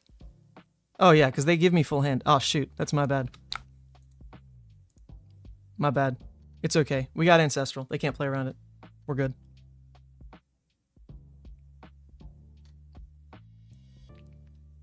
Yeah, this should have been an Art of War on this hand. That's like an absolute throw. This was supposed to be the Art of War.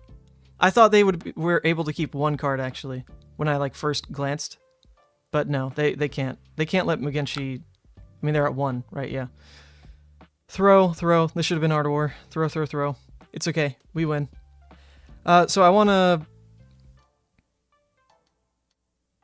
Does anything around Frailty matter? Frailty will trigger no matter what. So I guess we just make him give us cards first. Let me see it. Let me see the cards. Okay, not a Frailty.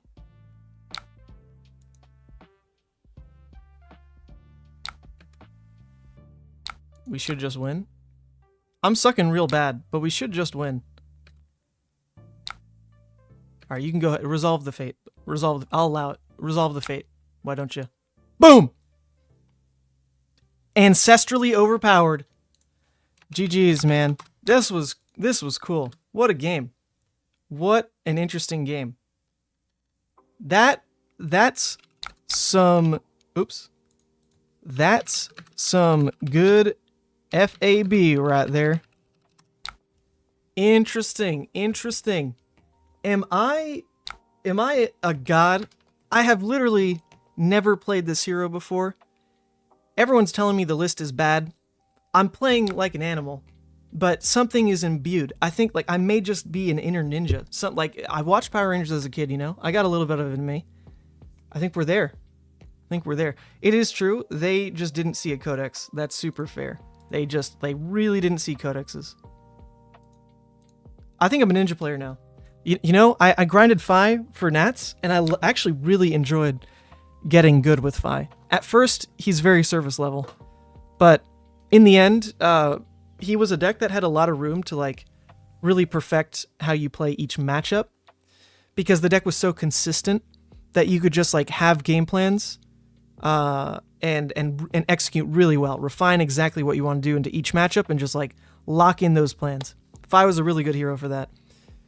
Not very adaptive. Like, you need to go in prepared. Katsu feels like the other version of that. He's very adaptive. You know, there were lines that just like happen that you don't expect.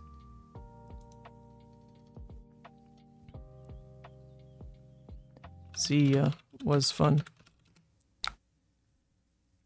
Interesting. These heroes play so differently, Phi and Katsu, but I actually like them both. And I really enjoy Benji in Sealed and Draft as well. Benji was how I top A the PTI event. Dang. I think I'm a ninja player. I'm a ninja player now. It's confirmed. Let's keep going. Here's another Lexi. So I've got about 30 more minutes of the stream. So probably last game, everybody. Probably last game. Why not make it against another Lexi?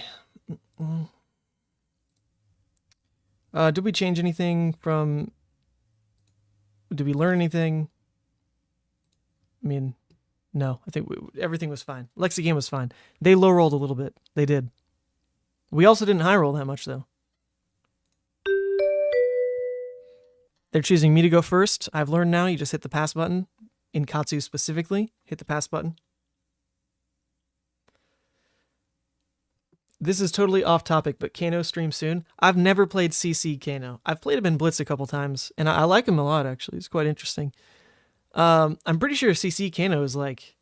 It's a very different beast. In Blitz, you can't play Aether Wildfire. So you actually have to, like, keep hands and fight a little bit. But in CC, you can really just block a lot, I'm pretty sure. That's what I see most Kanos do. You just block a lot, throw out a potion, every once in a while, a 2-card hand, and then you just have the kill turn, and that's it. I'm sure it changes matchup to matchup, but I'm so far removed from understanding that aspect of Kano. So far removed. I wouldn't mind like an Unga Bunga Kano stream where I just like try to combo every game. But am I going to do more than that? No, sir. No, sir.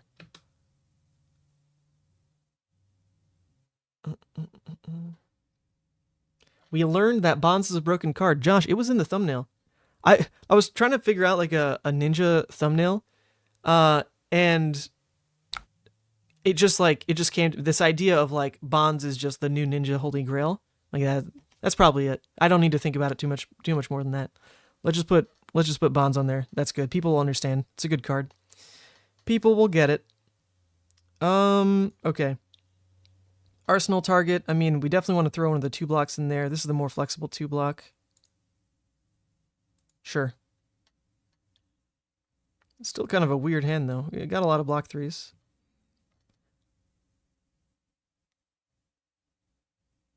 Lexi doesn't really block 4s, right? So we could have a kind of cool turn where we just like soul bead. Like, could be a thing. Could be a thing.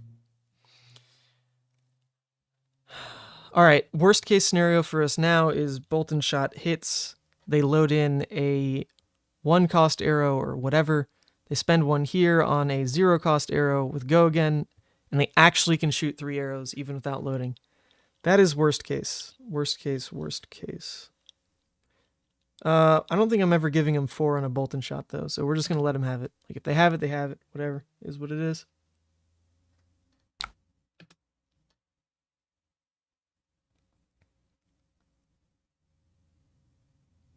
All right, I think it's the worst case scenario. Show me that 0. Alrighty, that's the curve, baby. They did it. They did it.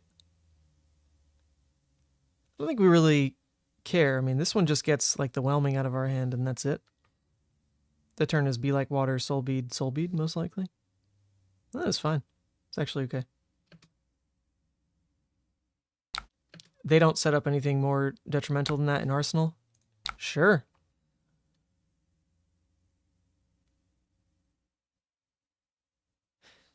Wait, is this right? Hold up. If our game plan is Bonds, we actually really can't Bonds yet, though, because we don't have good combos in the graveyard. But if our game plan was Bonds, maybe we give him Soul Bead, Be Like Water, Gust Wave. No, yeah, Bonds doesn't do anything. There's no tutor. Yeah, it can't be Bonds yet. Not yet. Not yet. We'll wait. I'm gonna take a turn.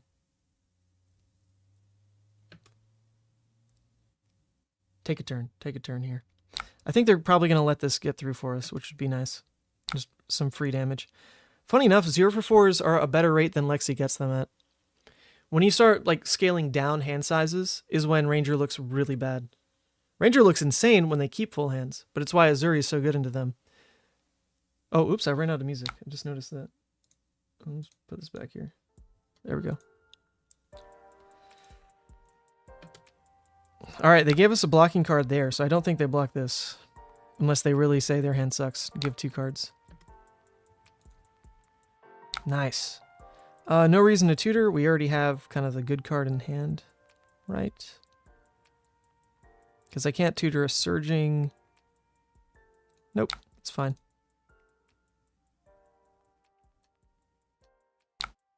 It's A-okay with me. They let me get 2 0 for 4s in. It's A-okay with me. Not optimal, get Fluster? Oh, true. We want the Fluster because of the Bonds. Ah, fair point. 0 for 4 is 0 for 4, but we care about the Fluster. It's okay. It's okay. Good point, though. Very good point. It's not it's not the biggest throw, because at least we can pull a Whelming, which is 1 damage difference. 1 damage.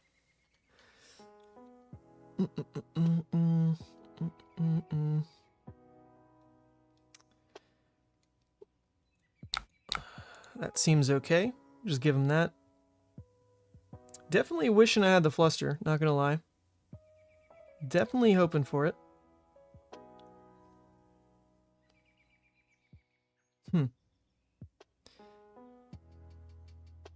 This is okay, though. It'll work out. It'll work out. No reason to let that hit. It's just probably an extra 4 damage for him, which, once again, if that hit, then it's a free Arsenal. So denying the hit there is basically 8 value off the table. Should feel pretty decent. Oh, okay. Or they just have a Codex. Good lord. Oh, Lexi's so annoying. Goddamn Lexi. Well, in that case, all we're doing is snatching. That's it. 0 for 4.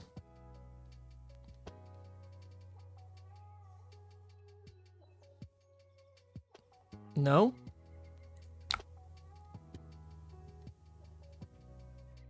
I mean, Endless just guarantees they get an arrow into Arsenal next turn, is the problem. Because they can also Snaps Bullseye. I mean, they can do this right now. It's a race. They'll likely do it.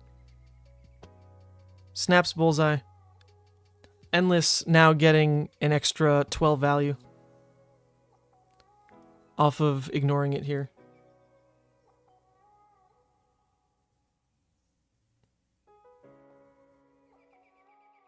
They're going to Snaps Bullseye eventually anyway. Oh my god.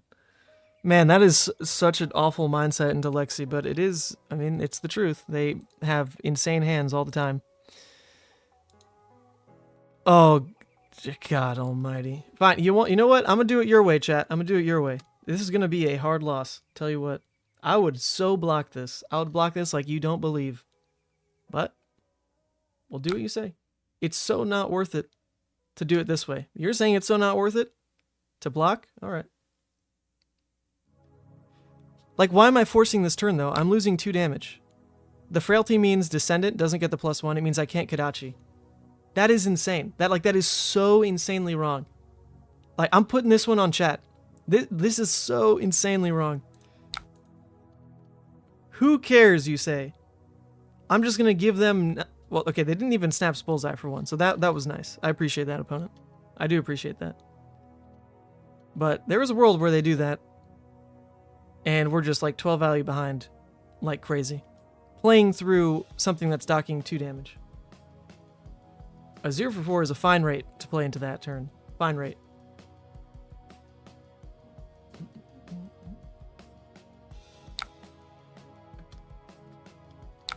Well, they're blocking. Interesting.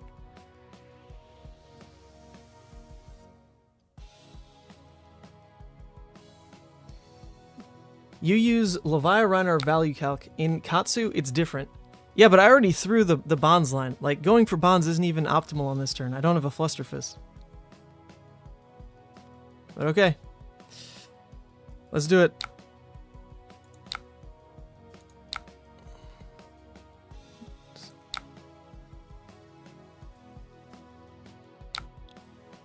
This is all we got. Look at that. Freaking lost an extra value. So I cost myself 1 value. The Frailty costs 2 value this turn. Whelming. Threatens Mask. Resets Arsenal at least. I mean, this is okay. Okay, you know what? The one thing I'm not counting for is the Lexi just gives mass triggers to you. That's fair. Okay, this is fair. Lexi just feeds you mass triggers. Because of that, maybe it's not so bad. Maybe it's not so bad. They do just give you mass triggers. This is true. This is true. Hey, Woody.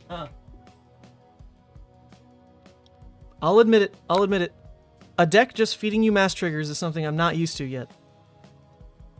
That's true. That's true. That's true. Okay. They're showing 9. They could go for the Snaps Bullseye again. On this play... I don't think they do, though, because they're about to get the Heatseeker trigger. So if we let the Endless through, then they're going to let the Heatseeker load set Endless, and they need Snapdragons open to, like, potentially bail them out. So we're not really looking at Snaps Bullseye this turn, because they need it to bail them from Seek. So what does that change from what we do now? This hand is like a spinning wheel kick hand more than anything that can end on a snatch. That's pretty high value, I would think. Seems pretty good.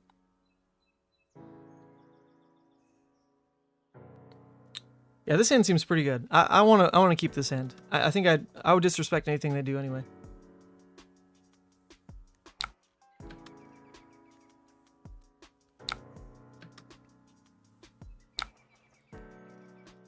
Don't snatch on Mask of Momentum. True. True. I mean, I don't think that was the plan anyway.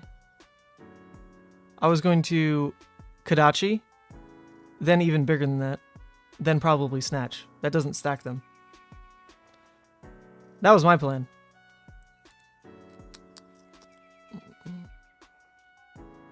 Look for surging if we can here.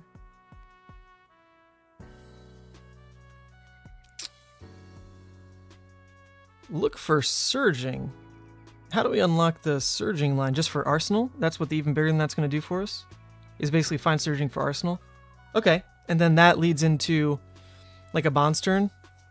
I could see that. I could see that. I think we will lead the Kadachi even bigger than that Snatch play was the plan. So I'm going to do that. Threaten a louder card draw on a turn where they most likely don't want to block, you know? So I think I'm just going to even bigger than that right now. I'm not going to be weird about it. Not going to bait. I want the Snatch to have go again. There's a yellow surging. Yellow surging. So this in Arsenal seems okay. If we get the Gust Wave, then we're basically saying I'm going to discard the Gust Wave to Spinning Wheel Kick and get a new Spinning Wheel Kick. And then that saves 100 Winds to be played aggressively this turn. Surging in Arsenal is probably better than that.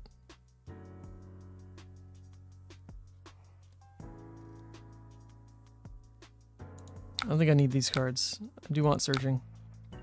You're saying, okay, hold up. Surging after? I get 3 draws. No, no, no. Get Surging and Snatch. Okay, fine. Jesus. Here we go. Here's Snatch with go again. It's a big deal. We lethal here. Oh, that is some optimism. Let's see it come together. Let's see it come together. What's the lethal? A whelming? I surging it. I whelming? Oh, duh. Yeah, I surging, I get whelming. Oh, that's it, right? Should I actually cross-strap for the surging then, right now? Leave the resources open for spinning and Kadachi? That seems okay. Should I do that? They absolutely let the surging hit. There's no way they don't. I kind of feel like cross-strapping, because if for whatever reason they do give me the 2 cards on surging, then I want to be able to Spinning Wheel Kick, discard 100 Wind Spinning Wheel Kick. I want to do that.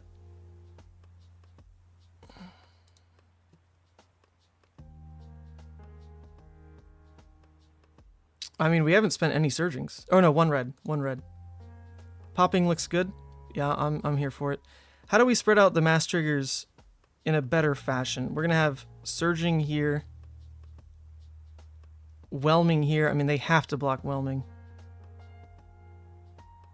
But I'm going to try to like breaking scales over it, so it probably still hits. They probably just have to give it up. And then we have a mass trigger here. Spinning first to get whelming and do it that way. Yeah, they're less likely to do that, but then that puts the double card draw on whelming is the one issue. So I think I actually Kadachi first. I Kadachi here. Oh, wait. Actually, oh, sorry. How does that work with mask? That's going to mess it up if I break cross-trap. Thinking a bit. If I cross-trap first, then that messes up how I want to play spinning. That doesn't quite work. Yeah, I'm going to just do this. New combat chain. Forget about it. We discard 100 Winds. We're gonna, yep, get a, where are you at? Red whelming. Gonna red whelming. Holy mother, they are letting it through. Okay, that's useless. That's absolutely useless. Now we Spinning Wheel Kick though, because we want another mass draw. Maybe that changes something.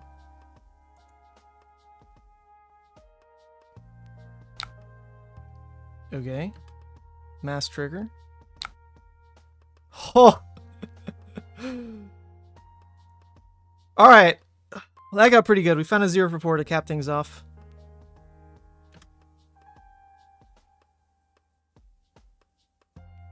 Now, I guess it's still not like best case, though. We want this to be something else. There's no way I put that in Arsenal, right? Like, what the hell does this do? I guess I have to do it, though, because I can breaking skills for lethal, because that's 4, 5, 6, 7. So I do have to do that. I have to make the play. Yeah. So I'm going to do this. I'm going to snaps it.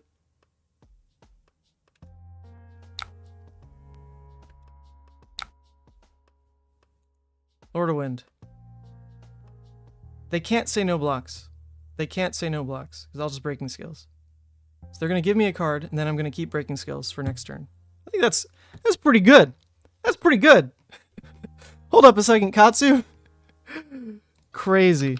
Hold up a second, Katsu. That's pretty cool, brother. Well done, Deck. Well done, Deck. Jesus Christ. All right, I take it back. Not blocking endless. I get it now. I totally get it. Advancing the life totals is like that's what has to happen with Katsu. Like that's your win con. Concentrate the life total down, because the limited amount of turns you're gonna get to just like keep like that, where it's not a real hit effect, are limited. I get it. It's a different evaluation of the game. It's different. Gotta learn these things. But it's pretty darn good. It's pretty good. Like, look what happened. I just needed it to not be lethal, because this is insane. They obviously want to keep something here. They give this, they lose both of these. They give Tunic, they lose the Tunic resource on a 4-card hand. This is nuts. Insanity. Insanity. Wow. What a game. We're about to end the stream at 6-0, having never played Katsu before. I did not expect that out of today. I started the stream saying that like it was going to be a good day. My mom said she was proud of me, you know, good stuff. And now look, she's even prouder. This is insane. Oh my god, it took double Arsenal. Remember the Reiner win rate? I already forgot. We're over it, Z. I forget. Well, that is the best 2-card hand they could have. So we are beyond thankful that's all it was. Imagine how much worse that would be. Imagine how much worse that would be if they had double Arsenal there. Oh my god. I mean, we lose. That's the difference. We lose. Albeit this hand sucks. We can like force over the top with 100 wins at least to breaking skills and discard something. And that'll help. We can discard Flick Flack and even bigger than that. So we do just let everything hit. Right. Yeah, we let everything hit.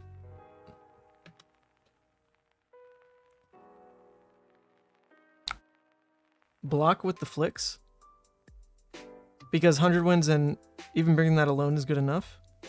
I don't know, I kind of want to keep one just for the potential of breaking scales, right? Like to search another 100 wins, like for that I want to keep one, right? Or is that what I'm just going to use the even bigger than that for?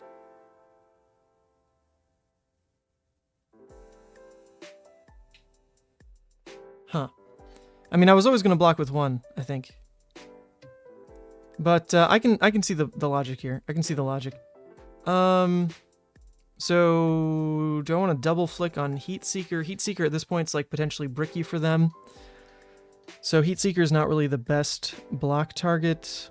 If this really is a 1-cost arrow, then or a 0-cost arrow, then double flick is going to lose value blocking it. But I would still rather the potential of blocking like an endless on whatever the second arrow is. If it even is a second arrow. Block the next thing.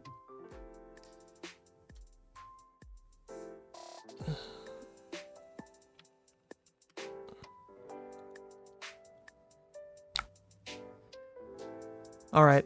Yeah, so I can double flick on this, I guess. It's not an endless. Like, the endless would have been the fear factor, is if that second arrow was endless, and I use my Flick Flax on Heat Seeker, they can Frailty, or not Frailty, they can Snaps, load it again. Like, that's how I lose. So even though Heat Seeker's like slightly better to have blocked because we now see the second arrow, I don't think I wanted to leave it open.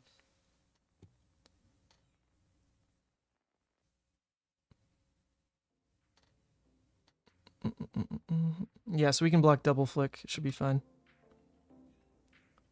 It does effectively block 8 because that has the on hit anyway.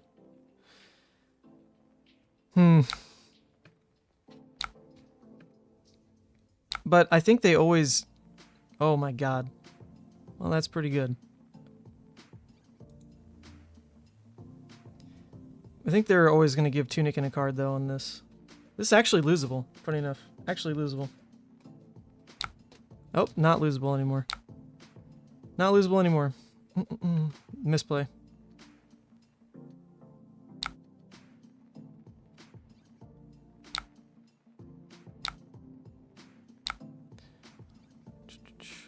So in theory, I want to get the wins here. Same damage as another... Oh, well, maybe I want to trim the 2-block out the deck, to be fair. Because they're in Kodachi range, so I actually kind of don't mind drawing the 0 for 3s. I think this is fine. Get my last wins out so I don't just, like, brick all 2 blocks and maybe lose.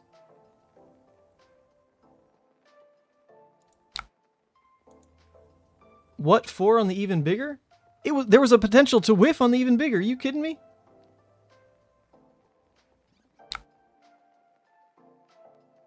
There was potential to whiff on the even bigger. Yeah. Like, there's actual potential to whiff there. I played last turn super safe around an endless, so I'm not going to, like, throw this turn just being greedy. Like, the game should be won, because if anything, like, this was their mistake. They should have given me Tunic on the first block. As soon as they didn't do that, I'm not going to throw the game. I'm not trying to throw the game after that. Okay, we have Bonds. What did they grab? They chose an Endless Arrow that is pumped up with Lace and Rain Razors. So their attack is going to be coming in for 4, 5, 6, 7, 8, 9. Jesus, 9? They're going to be coming in for 9. I can block 4, 5, 6, 7, 8, 9. Actually, pretty easily. I can block it easily, to be fair. So my turn is going to be returning a Snatch. Just a 0 for 4 is good enough. So in Arsenal, I want to park... actually, no. In Arsenal, I still want to put like 100 wins or something because that's lethal. Yeah, that is still lethal to put 100 wins in Arsenal. Even though it's bad with the frailty, like, it should be game. So, yeah, let's do that. Yep. Discard. Let me just make sure. 4, 5, 6, 7, 8, 9. 6, 7, 8, 9. Yeah, we're fine. We're golden.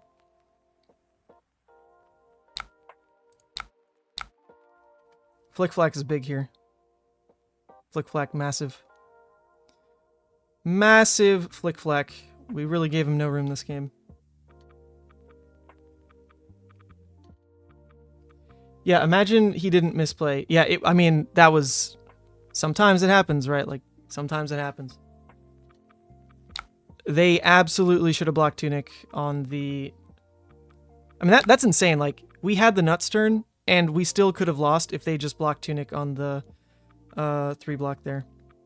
On the, what was it? Be Like Water, 100 wins, whatever. Insane. Like, that's how good Lexi is, right? Insane. They still have good turns. Like, through all this crap, like, the deck is still kicking.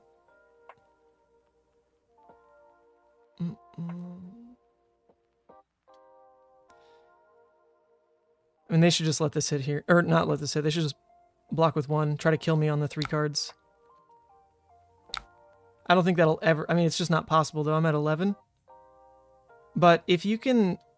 I mean, the thing is, like, Katsu doesn't scale down very well either. I can block with, like, 1 card if I've kind of naturally got what I'm looking for. But if I don't, it's a lot tougher to...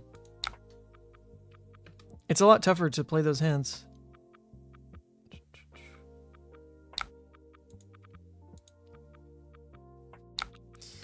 I don't think we can lose anymore, though. They can't deal 11 up front like this. They're at 1. We have an Art of War in Arsenal now. We drew the blue to kick it off. Should just be over. All right. Funny enough, if that's Rain Razors, I do lose. If it's Rain Razors, I do lose. That is hilarious. So we can't let that happen. What's also hilarious is that if that is a codex, I could still lose. Jesus, Lexi, like, can you freaking stop, you know? Like, just for once in your life, Lexi, just stop a little bit. Holy moly. Insane. Insane.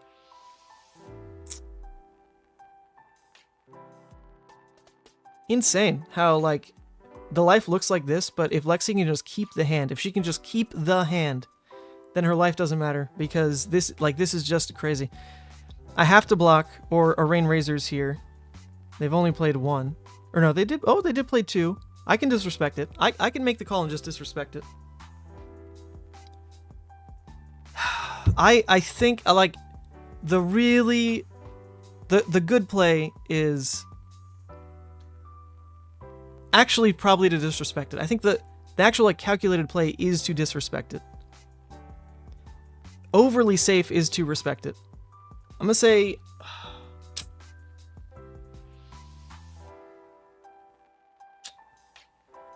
Could say Art of War +1, pitch even bigger than that.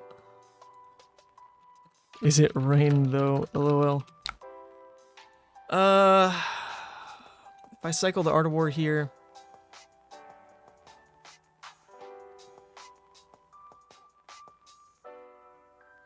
Problem is, if that's a codex, they Snapdragons and that's a codex, playing out the Art of War is like instant lose. That's the difference, right?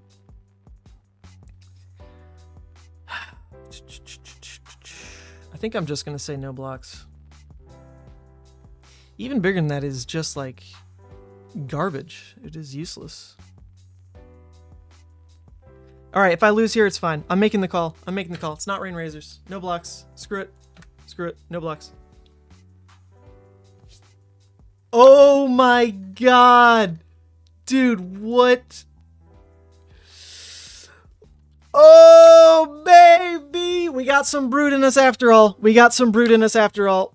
Oh, god. Oh, god. No, there's no more Flick Flax. No, there's no more Flick Flax. It's over. I have no more Flick Flax. They're all here.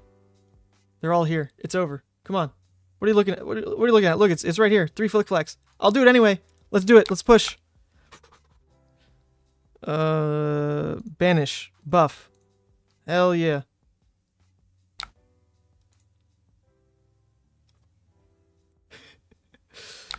I think it is actually still right to not block that, funny enough. Like, I think, like, you still just shouldn't expect that. They play double Rain Razors, right? It's only turn 7. They've only played 1 and 3 of a kind, so they truly are only halfway through their deck. They are only halfway through their deck. And it's not like this came from Arsenal. That it would just be like luck draw off the top, 4th rain, or 3rd rain in a spot. I think, like, you actually just don't play around that. That's crazy, though. Man, that's crazy. Oh. Crazy, crazy.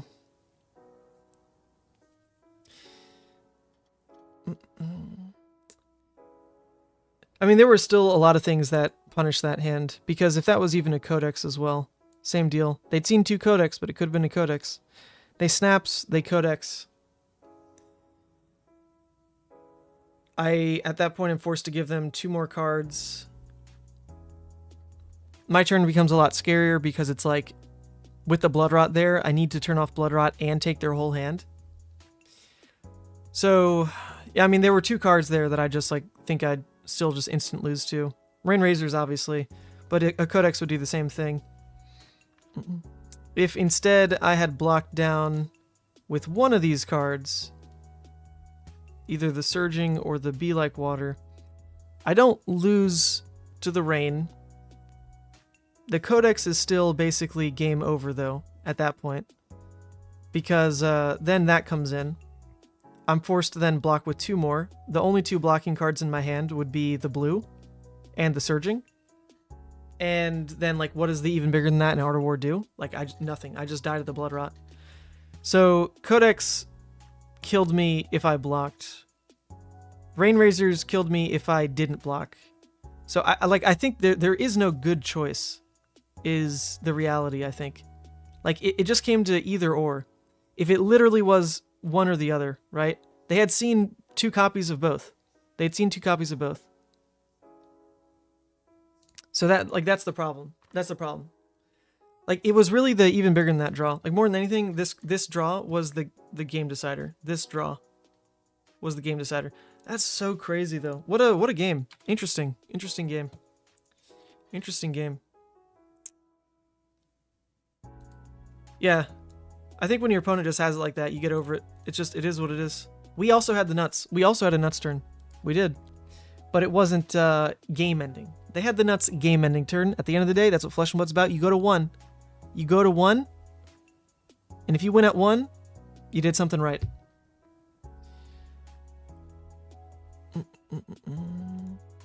Don't you 1-card block with Dishonor?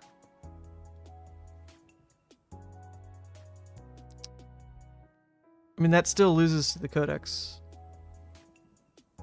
Right? Because the problem at that point is the Blood Rot goes through as well. This is 8. I'd take 5 down to 6. They snaps. Codex come in for 4. I can't eat 4. Well, no. Actually, yeah, blocking with Dishonor is kind of the difference maker. The 3 block, if it was Codex. If it was Searing Shot, blocking with Dishonor actually might have still done it. Oh, so maybe that's just wrong. I think blocking with Dishonor actually fixes both scenarios. Because we knew we'd just end up pitching the even bigger than that to Art of War anyway. Huh. Yeah, I think, yeah. I think that kind of fixed both scenarios, is leading with the Dishonor block. Huh. Interesting. I would like to look back at that game.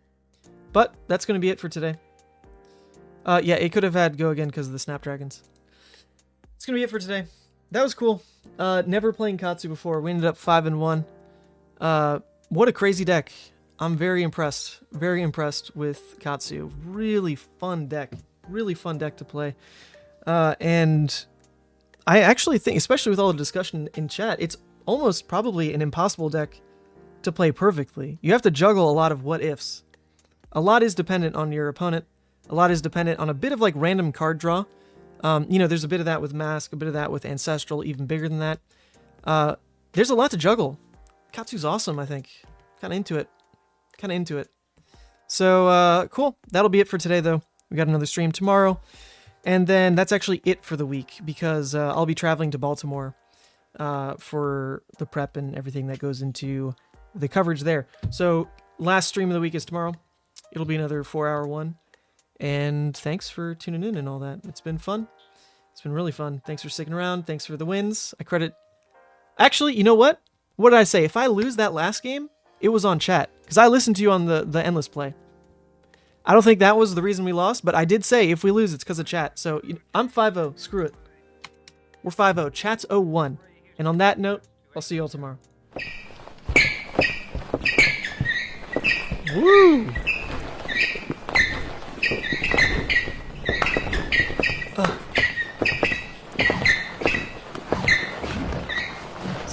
Step, arms, spin.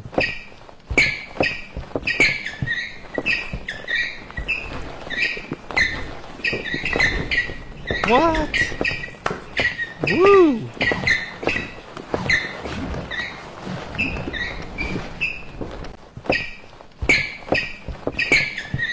And slide and tango. 1, 2, 1, 2.